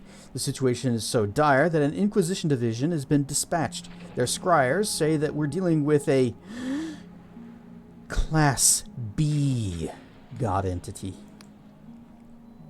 Not a Class B. The investigation is focused on the farmlands outside the Hallow, but the Inquisition imposed apostatic law with a heavy hand. Many god sympathizers have already been put to the gallows, stoking anger, so I am turning to the populace for support. Even the most lowly of subjects could help uproot this problem. I have but one question. Where is the god? Any assistance will, of course, be rewarded in coin. Where should I look? The Inquisition is making its way through the countryside, searching farmsteads for god sympathizers and hidden covens. I would ask them around there and search for anything the Inquisition has missed. But there's also Hallow Castle, where a noble family resides. The old dynasties are still treated with respect in the Union, so the Inquisition is held off for now. But the nobles have ancient ties with gods, so I would eye it with suspicion. Tell me about the famine. The famine is the lesser problem. No doubt it will be solved in a matter of months. We are awaiting food imports from Lundell, and have the utmost faith they will not be delayed again. But the peasants, in their impatience, have turned to the occult. Such foolishness. They seek to undo all the good the Union has done. Ah yes, prayer. Notoriously worse than famine. Well, I guess it is whenever it powers up a god that will devour your people and become a despotic ruler and a tyrannical overlord. That could be bad. Alright, be back later.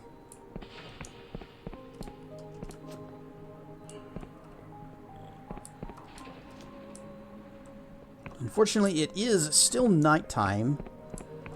All the shops are closed. Still.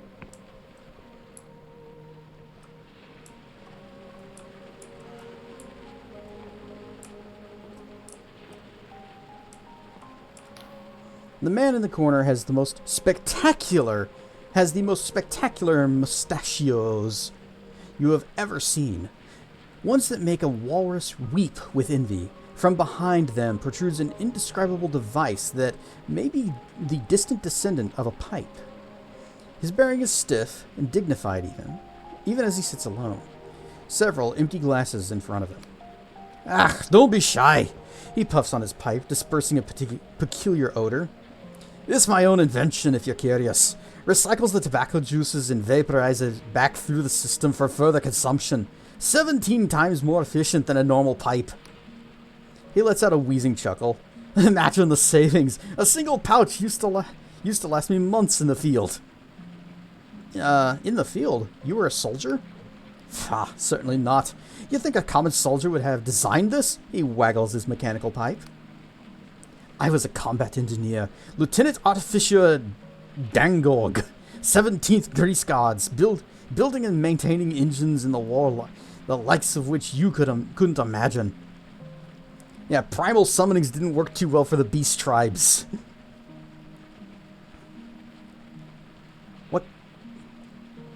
What kinds of things then? Kinds of things that'll kill a god stone dead, that's what.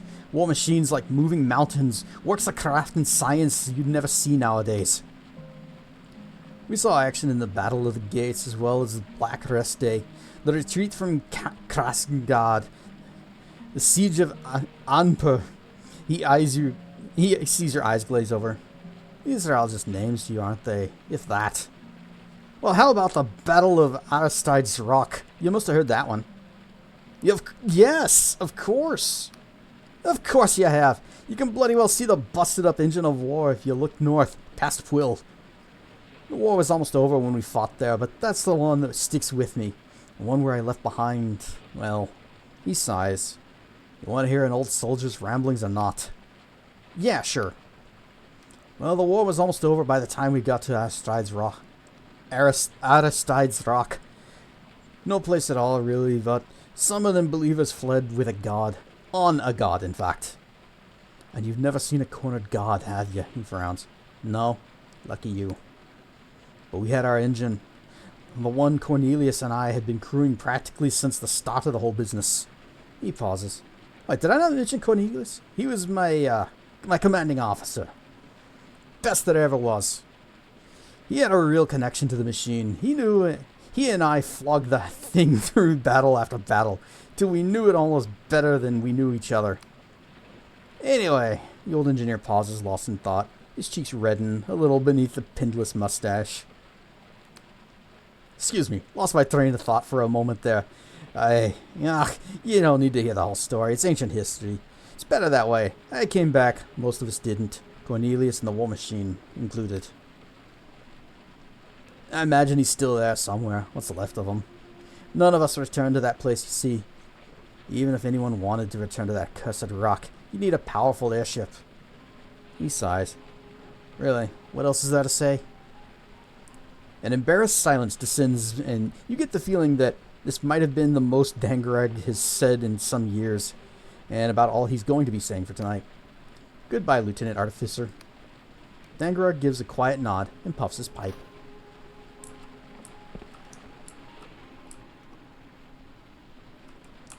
Lockpicks. We're down to 9, so hopefully we get super lucky, because we need a 5, and that's kind of high. And we're going through all of them. There's our 6. Okay. Robbing a veteran. A bomb!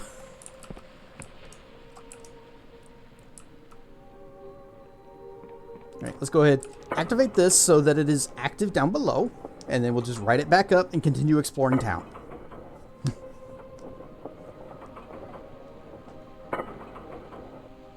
And back up.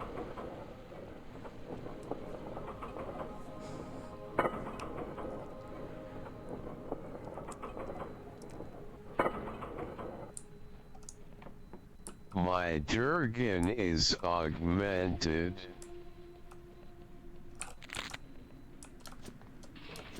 What kind of augment does your Durgan have? Can we break this? Probably not. Yeah, it needs a 5. Well, it looks like a pretty easy lock, so yep, needs a 4. Okay, it's not that easy after all, but we got it. And iron.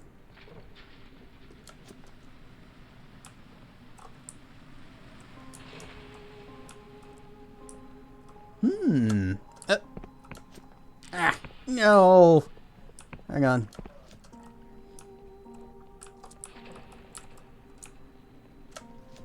Why is it not running? Oh, I guess it is running. We're just really slow. Okay. Whoa! Made it.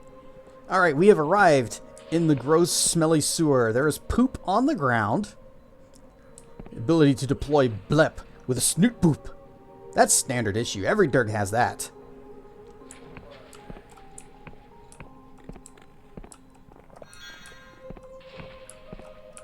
Ah, it's locked from the other side.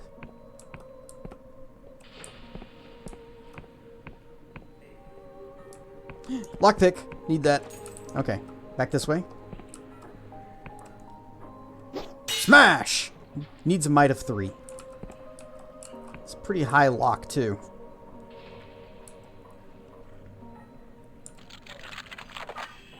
First try. Whoa! I almost didn't see that. Hop. Treasure. A modest treasure. Some money.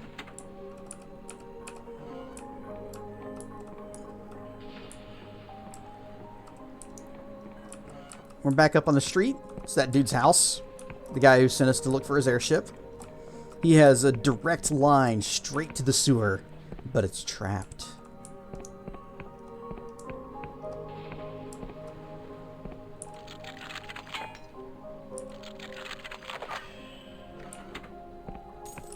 One lockpick.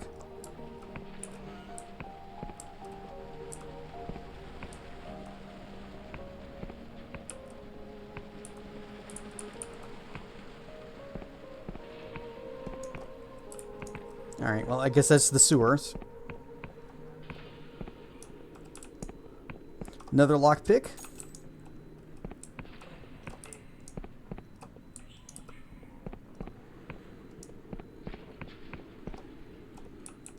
We already bought that house. We don't need to ask about that or read about it.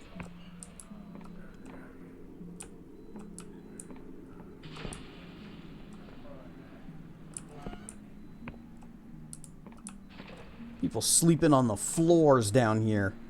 And in houses that have a lovely view of the stars at night.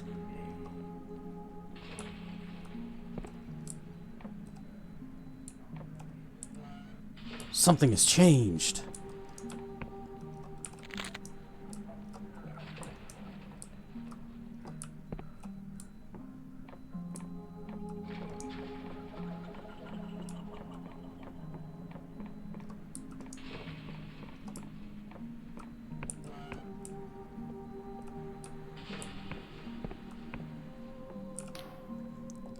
Your boots look well worn, friend. Don't suppose you've seen any spiky green shells around these parts. I'm looking to buy these tiny critters inside them. Godlets, they're called. What's a godlet? We don't know that. We've never heard of this before. You know, I ain't got a clue. She lets out a raspy chuckle. All I know is that both the Union and the Wiccans want them bad, and that means they're worth something. So bring me more of the critters, and I'll see you get your fair share of the profit. What's a profit? I hear the guards know about this place, but they turned a blind eye. Someone's lining their pockets for sure.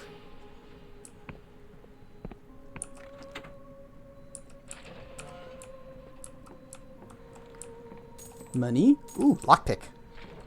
Skull.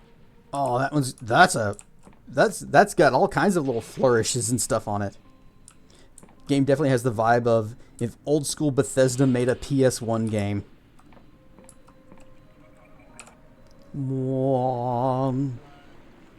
And guess where we are now? We have returned to Quill.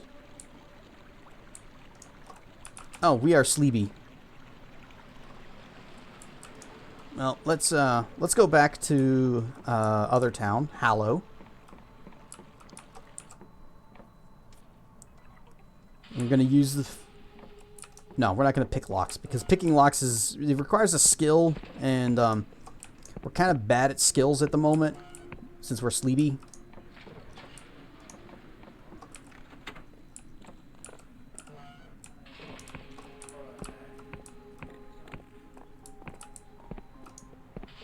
And we're back at the sewer.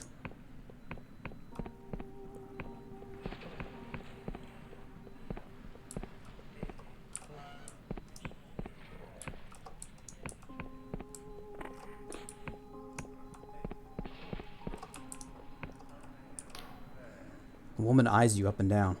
You look like someone who can take care of themselves. Word of advice if you'll hear it. While the countryside starves from famine, the merchants here are just as rich as ever. They won't let you root around in their houses in the daytime, but at night, well, that's a different story. Just make sure you stock up on lockpicks if you're planning on any unsavory activities. Picks break all the time, so you can never have too many.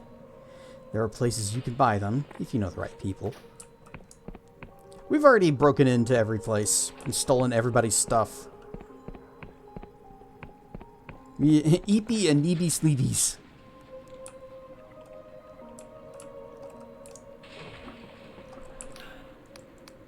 Gonna go back to Vela's gunship, because there is a free bed here, all the way up there.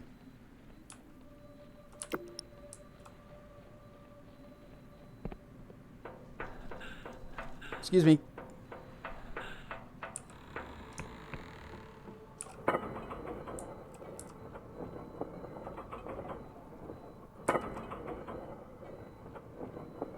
DRGN needs to slack for Twired Boyo. Just a little. Guy. Wait, I can go in this way.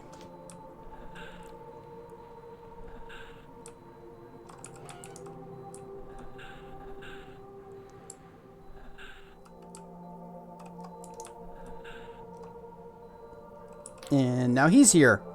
He nods. Confessor, what can I do for you? How you settling in? Ah, the blinding light. I remember when we captured this place from its union caretakers. He smirks.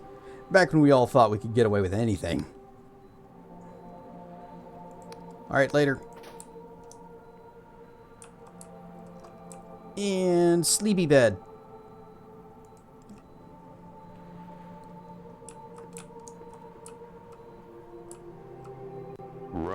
And also roar. Oh no, this is gonna take forever. And also roar. And also roar. And also roar. And also roar. And also roar. And also roar. And also roar. And also roar. God, what happened to your face? Welcome to the glorious garments. I can tell you're a customer of exemplary taste. I have a selection of fine attires to choose from. If you're interested, I can also explain the specifics of tailoring. Just show me what you got for sale.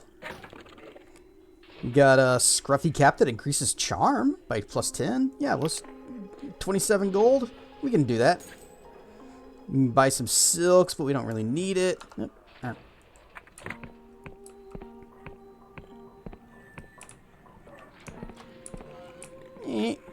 And then year open. The countryside is teeming with goblins and unsavory creatures. Only a fool ventures forth without a sharpened blade. Here, at a fair blade, we've plenty for sale. You can use our crafting station to modify your gear. Sure, what you got? We can buy some chainmail armor. That's not what I'm looking for. We'll get that, though, later. Welcome to the Bubbling Brew. We sell a wide array of useful items from healing potions to alchemy ingredients. There's also an alchemy station in the corner if you possess some alchemical ability. It's free to use, and I can assist with the process. What you got for sale? Anything I care about? Nope. Okay, leaving.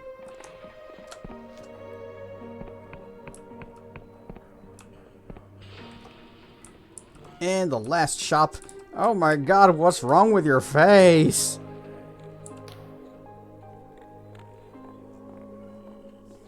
Welcome to the Emporium of Oddities.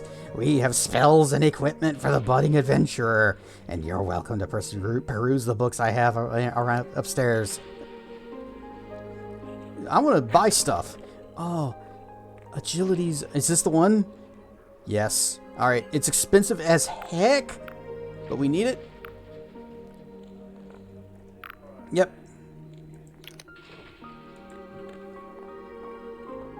Do I have any more? I don't. Okay.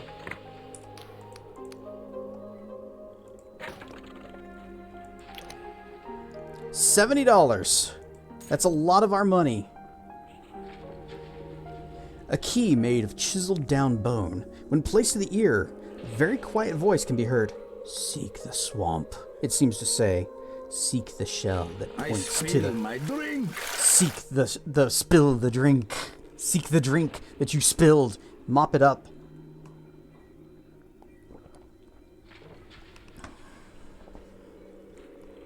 And we got Dispel. Removes all summons and status effects from the caster, good and bad.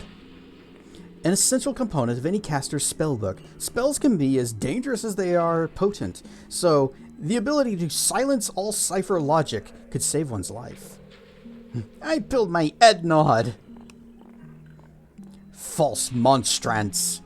This perverse tangle of cheap silver wire is formed into a strange rune that fills the enticed with deeper fervor and ferocity for their false cause, driving them to fight with increased attack power.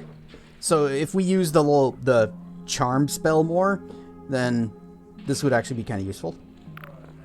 Ring of Stone Skin increases the wearer's defense. Such protective charms work by hardening the skin of the wearer, though extended use can stiffen joints and, in more disturbing cases, cause petrification.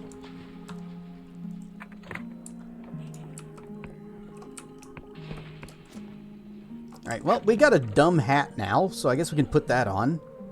Here. Yep, dumb hat. Blop. There.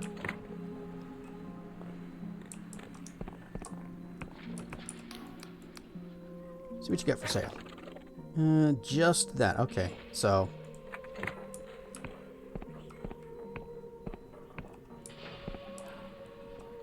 there is something that I cannot remember where you get it, and I need it.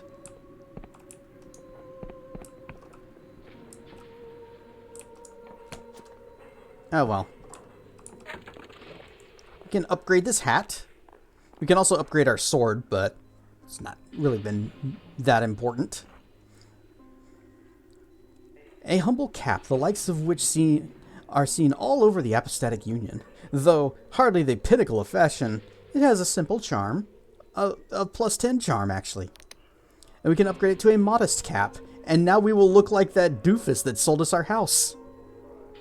An elongated hat that is quite popular among the Apostatic Union's merchant classes. Taking pride in one's appearance is sure to make a good impression. +20 charm. Yep. We can upgrade it again to an extravagant hat. But we need some of this stuff, and we don't have any of it.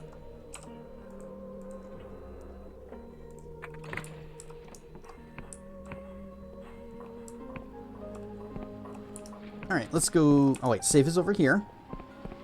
Save. And then trying to remember where the... Yeah, this way. Oh, nope, not this way. That's a wall. Excuse me. This way. And we're gonna bounce back to Quill for a second. Oh! I just remembered. We have a new spell. Agility's Addendum. Gives a massive boost of agility and prevents death from falling. Nevertheless, this must be used with care, for while the spell protects from great falls, it does not prevent tumbling down into the Underlands, a fate often considered worse than death. How can it be worse than death when it actually leads to death?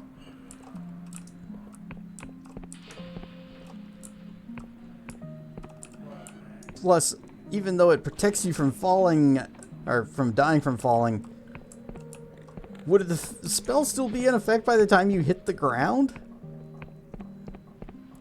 I'm trying to find the, that Thief Guild place. This is not it. Am I just... Yeah, I'm just blind. Nope. Nope, this was the correct hallway. And you! The barkeep shoots you a glare. Pew! Welcome to the Lost Purse. The guards don't come down this way, and we sell items you won't find in more reputable establishments. Cause a ruckus or go yapping about what you see here, and it won't end well for you. What you got? Tatty leathers, outlaw furnishings, Cosmos cloak. and lockpicks. Alright, that's plus to agility. Yep. The small is yapping. An old set of leather armor that has seen much use. Though of questionable protection and smelling faintly of sweat, this armor has been modified to let its wearer move freely. Outlaw furnishing. This contract grants access to outlaw furnishings when redecorating a property. It is signed by the owner of the Lost Purse shop, which will provide the items. Note that redecorating any property usually costs a small fee. Cosmos Cloak. A dark, star-dappled cloak that envelops the wearer in shadow, making you harder to spot. Woven from the threads of silk slugs raised in special shrouded enclosures, which only allow them to look up at the wheeling cosmos overhead. Lockpick. It's a lockpick. What do you want? It's a lockpick.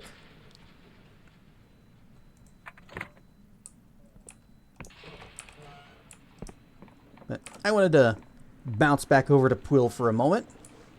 Excuse me. Pardon me.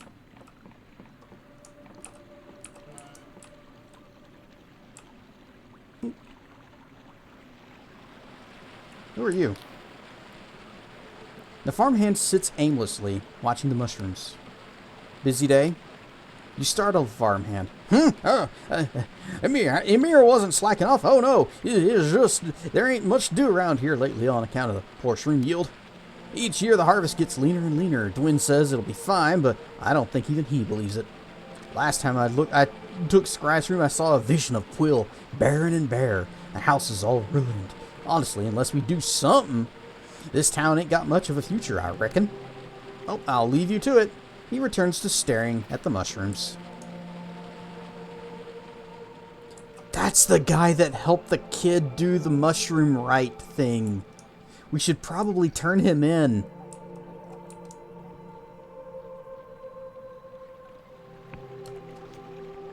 Mushroom. Mushroom. Just want to see if this guy had anything else to sell. Always good to see a return customer. That's what I like to hear. Show me what you have for sale. He has nothing. Okay. Well, let's bounce back over to Hallow.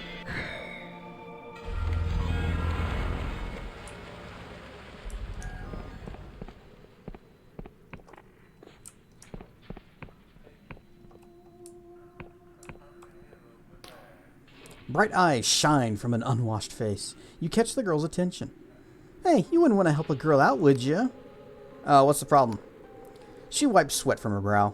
I gotta deliver these Beyond Silks to my guy at the Wobbly Noggin, but after lugging these here, my own noggin's not doing too good. She flashes you a smile. Sure, I'll help. I'd be happy to help. Oh, that's great. I owe you one. I really do. She hands you a wooden box. Just ask around for Bardolph. He's usually in the small room, if he's not got himself kicked out. She winks. I'll just ask a guard if I get lost. You notice a slight frown. No reason for that. It's the pub with the giant skull just over the bridge. You can't miss it. Pub with the giant skull over the bridge.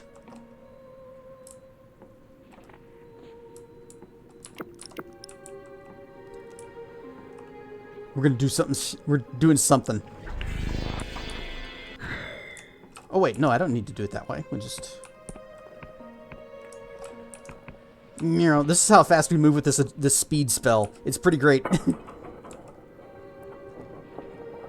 Unfortunately, it does not last very long.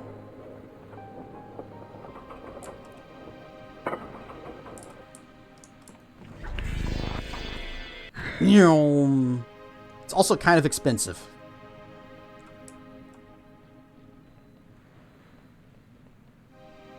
Yeah.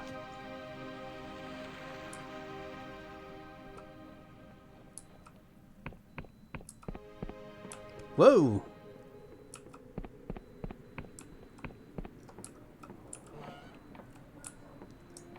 All right, looking for a guy.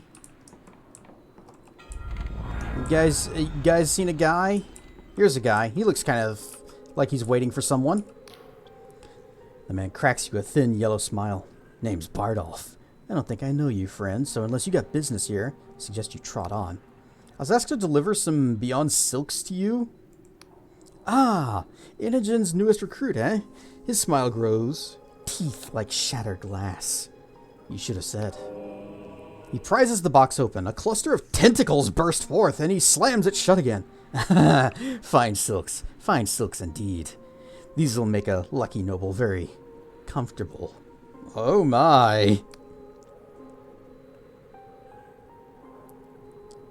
Imogen said something about payment. What was that thing? His expression snaps into anger. You said yourself, friend. Beyond silks. Anyway, here's a few coins for your trouble. Look, we're always in need of folks like yourself. If you want more work, head down to the slums past the docks. Look for a bust of a skeleton on one of the houses. Give it a yank. It'll let you through to the lost purse. We've found it already, thanks.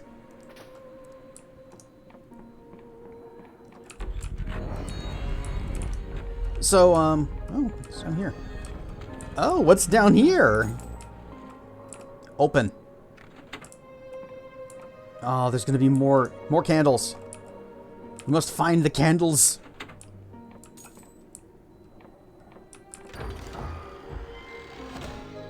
Beer! Candle?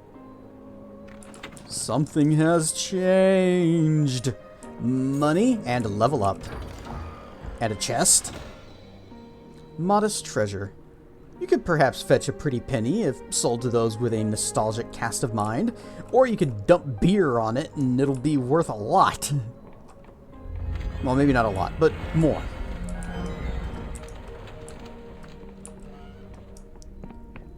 So, if you had taken the direct route from the dock over the bridges to get there, there would be a guard standing right here that would block you and immediately talk to you when you go by them. And of course they're going to look in the box and see, these aren't silks, these are tentacles. Oh my. And then you have to bribe them to not get arrested.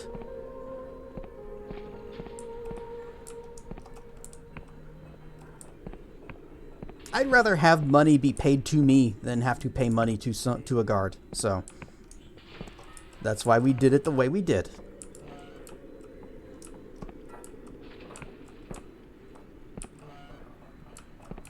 And where was the Thief Guild place? The woman eyes you up and down. You look like someone who'd take care. The countryside stars. Get some lockpicks. There you are. It's the same girl from the docks, but her friendly disposition is gone. She eyes you with a cold stare. That package wasn't silk. It could have killed me or done something fun. Inogen, right? Bardolph said you might have work for me. Oh, you made the delivery, huh? Not bad. When I saw you walking off with it, I was sure you'd be hung up in some prison by the end of the day. Hanged. The word is hanged.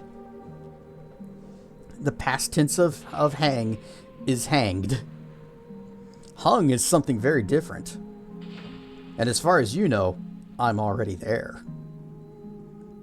Those things are really illegal, you know. Anyway, Bardolph told me to give you another job, so to speak to me again when you're ready. So there's this wealthy merchant called Vernon Berwig. We've met him. Do you Berwigs? He runs the Winged Merchants Guild and lives on a fancy street up the Hollow. He's a collector of strange artifacts, and our client wants their hands on a particular one. Now, I already had someone scout his property. There's a chamber downstairs that's barred from the other side. The item's got to be in there, but a lockpick's not going to cut it. So there must be a secret way into Vernon Berwig's house that leads to that chamber. Find the secret entrance. Recover the strange artifact. Simple, huh? Oh, you mean you just go back up the way we came? Mind the spike trap. Oh, look, there's a new chest here that wasn't here before. Da-da-da-da. Merchant's artifact. Oh, it's got Cthulhu on it. An artifact stolen from the esteemed merchant Vernon Berwig. The right buyer might be interested in this. I should probably just disarm that spiky trap. That way I don't blunder onto it one of these days. Wow, you stole the artifact from Bervig's house? Werner Bervig? I gotta admit, I'm impressed. I had you down as a quitter, for sure. Client's gonna be real happy with this. You earned your pay, and then some. $50!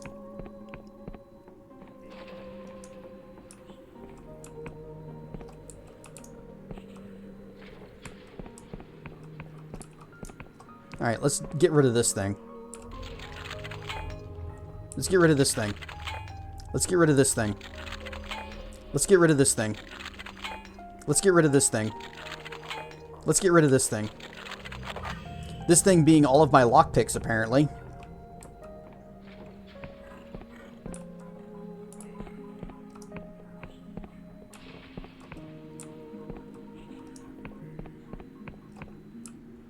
Trying to think of anything else we need to do in town before we just leave.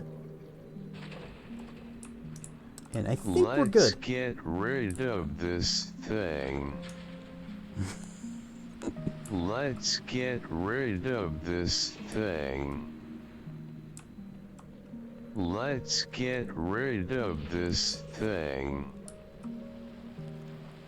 Let's get rid of this thing. Who are you? Let's get rid of this thing. This used to be such a quiet place.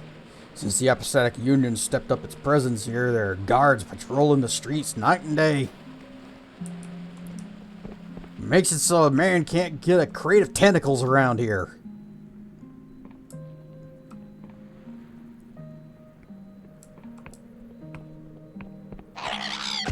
Cliff Racers!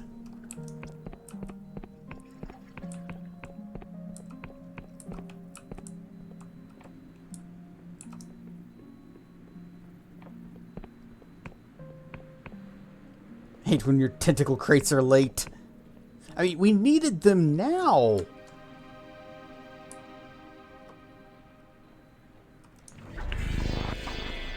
Zoom. Hang on, I saw that. Okay, yeah, good. Yep. Don't mind me, sir. I'm just solving your puzzle. Okay, you got more of them. Oh, there's one there. Rule of threes. Something's changed. I saw this up in the window. Whoa. Red key. An old metal key, red from oxidation, unlocks the dilapidated manor at the foot of the great castle in Hallowshire.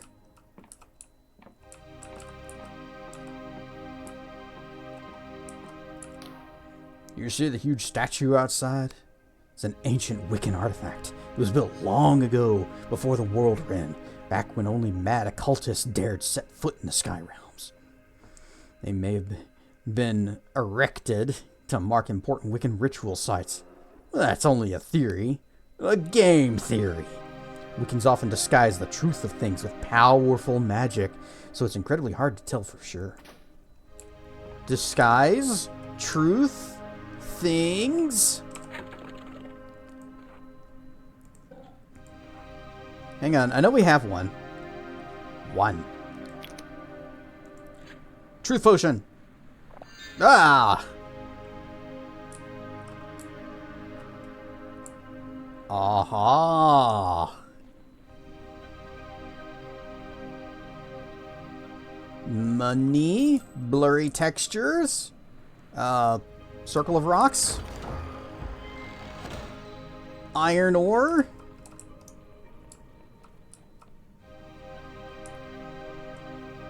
The sky is incredibly hard to look at.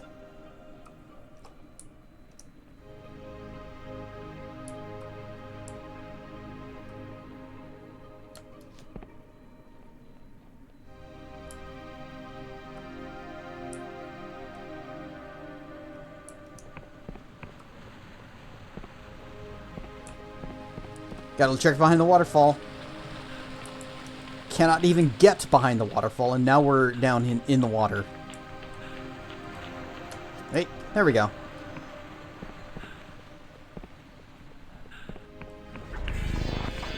Speed boost! Vroom.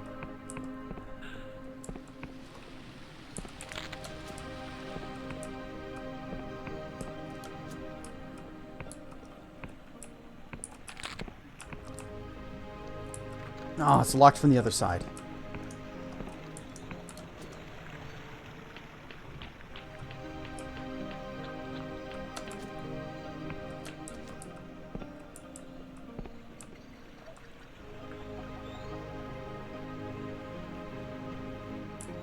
Sorry, sir.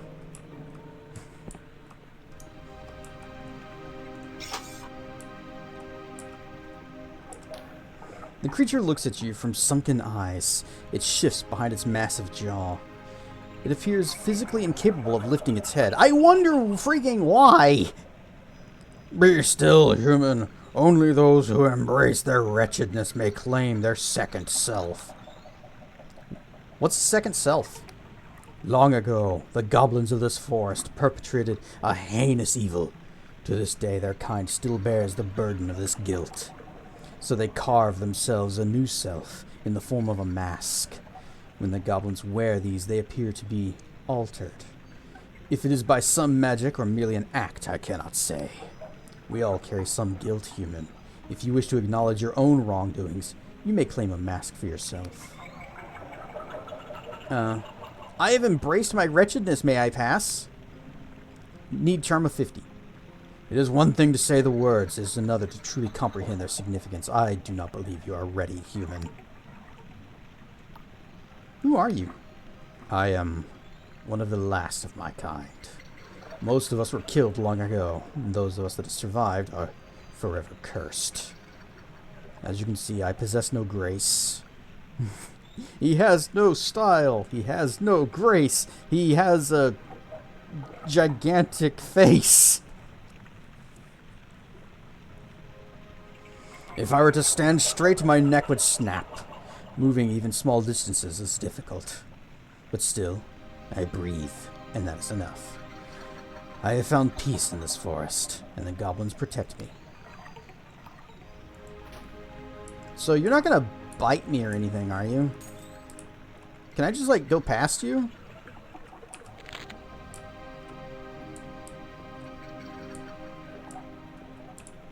I can't even interact with that door. Okay.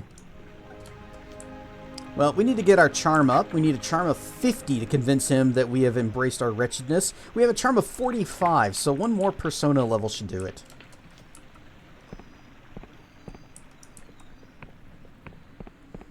He has no style. He has no grace. He has a big ugly butt for a face. Haha.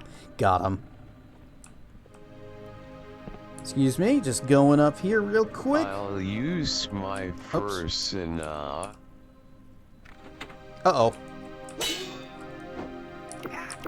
Ow. Ah. There, I needed to parry. Oh, I don't have enough mana to magic missile.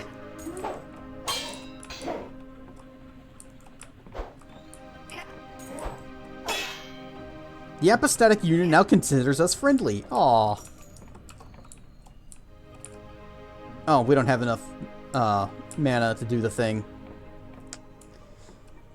Do we have enough to teleport out? Yes, we do.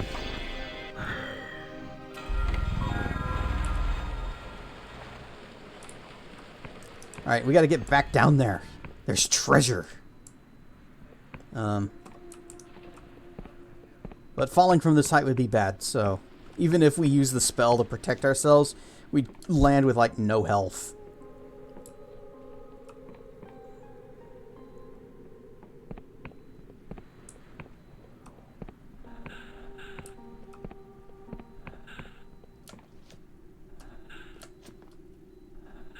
We wouldn't happen to have any levels ups ready, would we? We do! Boom! So we started out as a mage, but it seems we've swapped over to a charisma build. But now we can convince that guy that we have indeed embraced our wretchedness.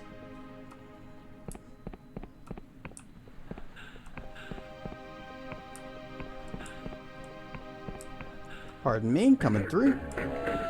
Oh, wait. Gotta mark it. Okay.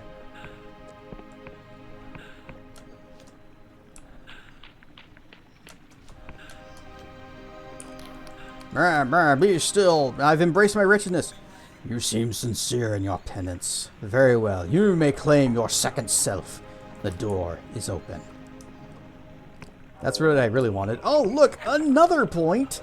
You know what? Boop. Goblin mask. A chunk of wood shoddily carved to resemble a face that allows one to entice more powerful foes. The goblins of Hallowshire can be seen wearing these crude things. When placed on one's face, a strange feeling comes over you, as if you were someone else.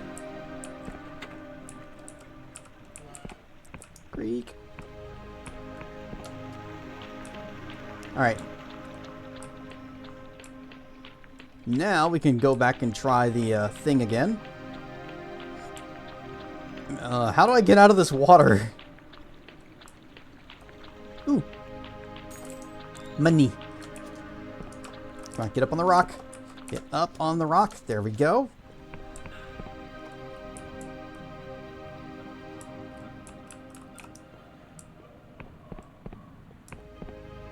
I guess they call this place Hallowshire because of all the hollow trees.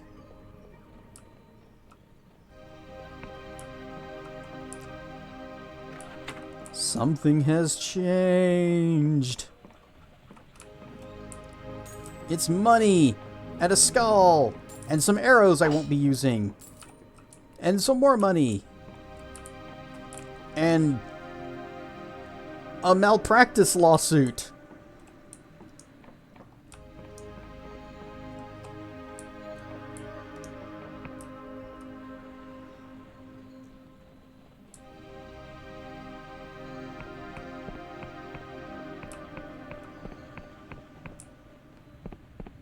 There's a house up there.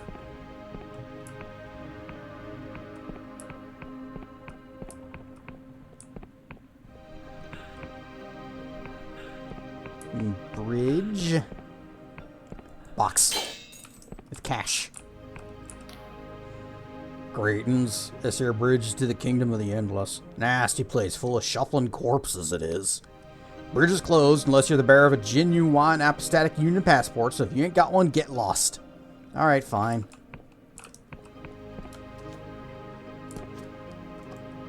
Imagine if passports worked like that in real world, in real life, where you want to, if you go out of country, they take your passport from you, and then you have to go somehow acquire another one.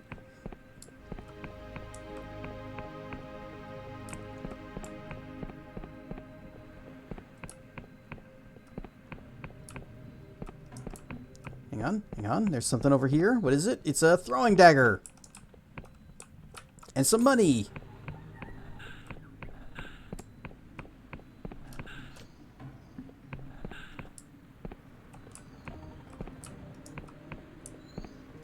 Whoa. Derg friend. He's really close. Hi, Derg friend.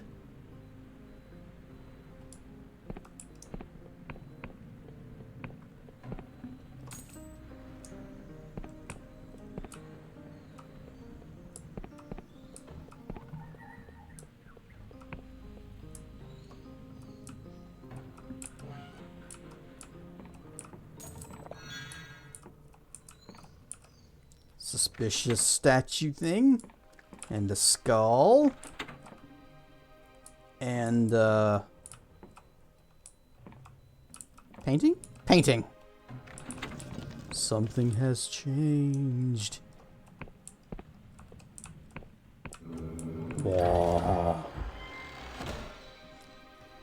You know, I never read the description for this. Fine ore. A dazzling ore of perfect quality that can be used to upgrade steel weapons. Found especially in the mines of the Endless, this one This ore sparkles with veins of a curious crystal.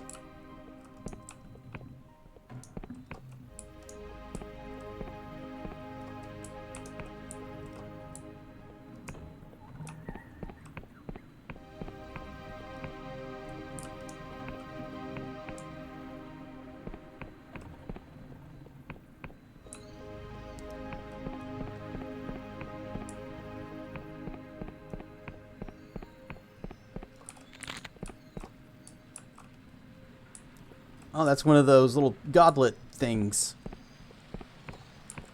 Boop. We got a little squirming goblet.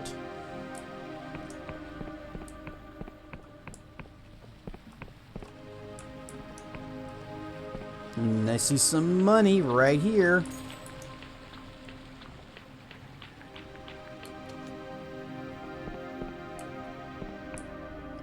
And a house?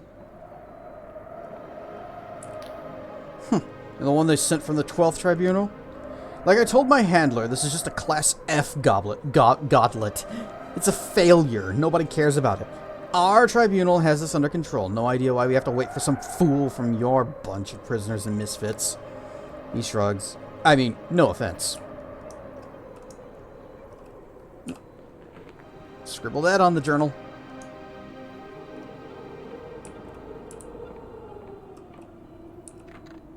It needs a key. Dirg friend.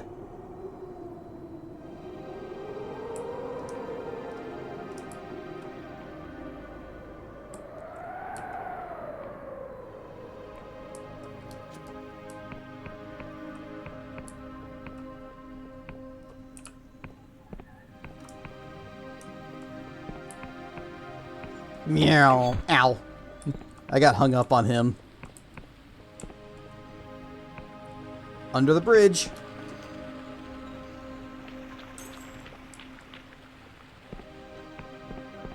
Scrimble flimble. Such language.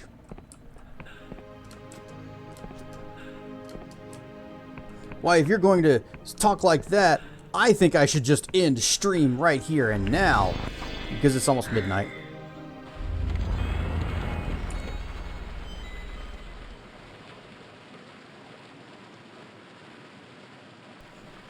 Also sneeze.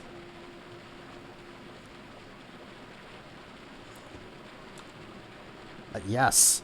It is that time of night for us to find ourselves a raid. A 3-minute ad has begun before I wanted it to, but I guess that's how things go. Actually, no, this would be the right time for it, wouldn't it? Wop. Oh, I forgot I put my glasses on. Man, this really knocks my glasses off. Ah. Gonna stream some Dragon Quest 3 shortly, but should go get a snack. I also want to get a snack. So let's see who is on right now, and we'll probably end up in Wilds' stream anyways.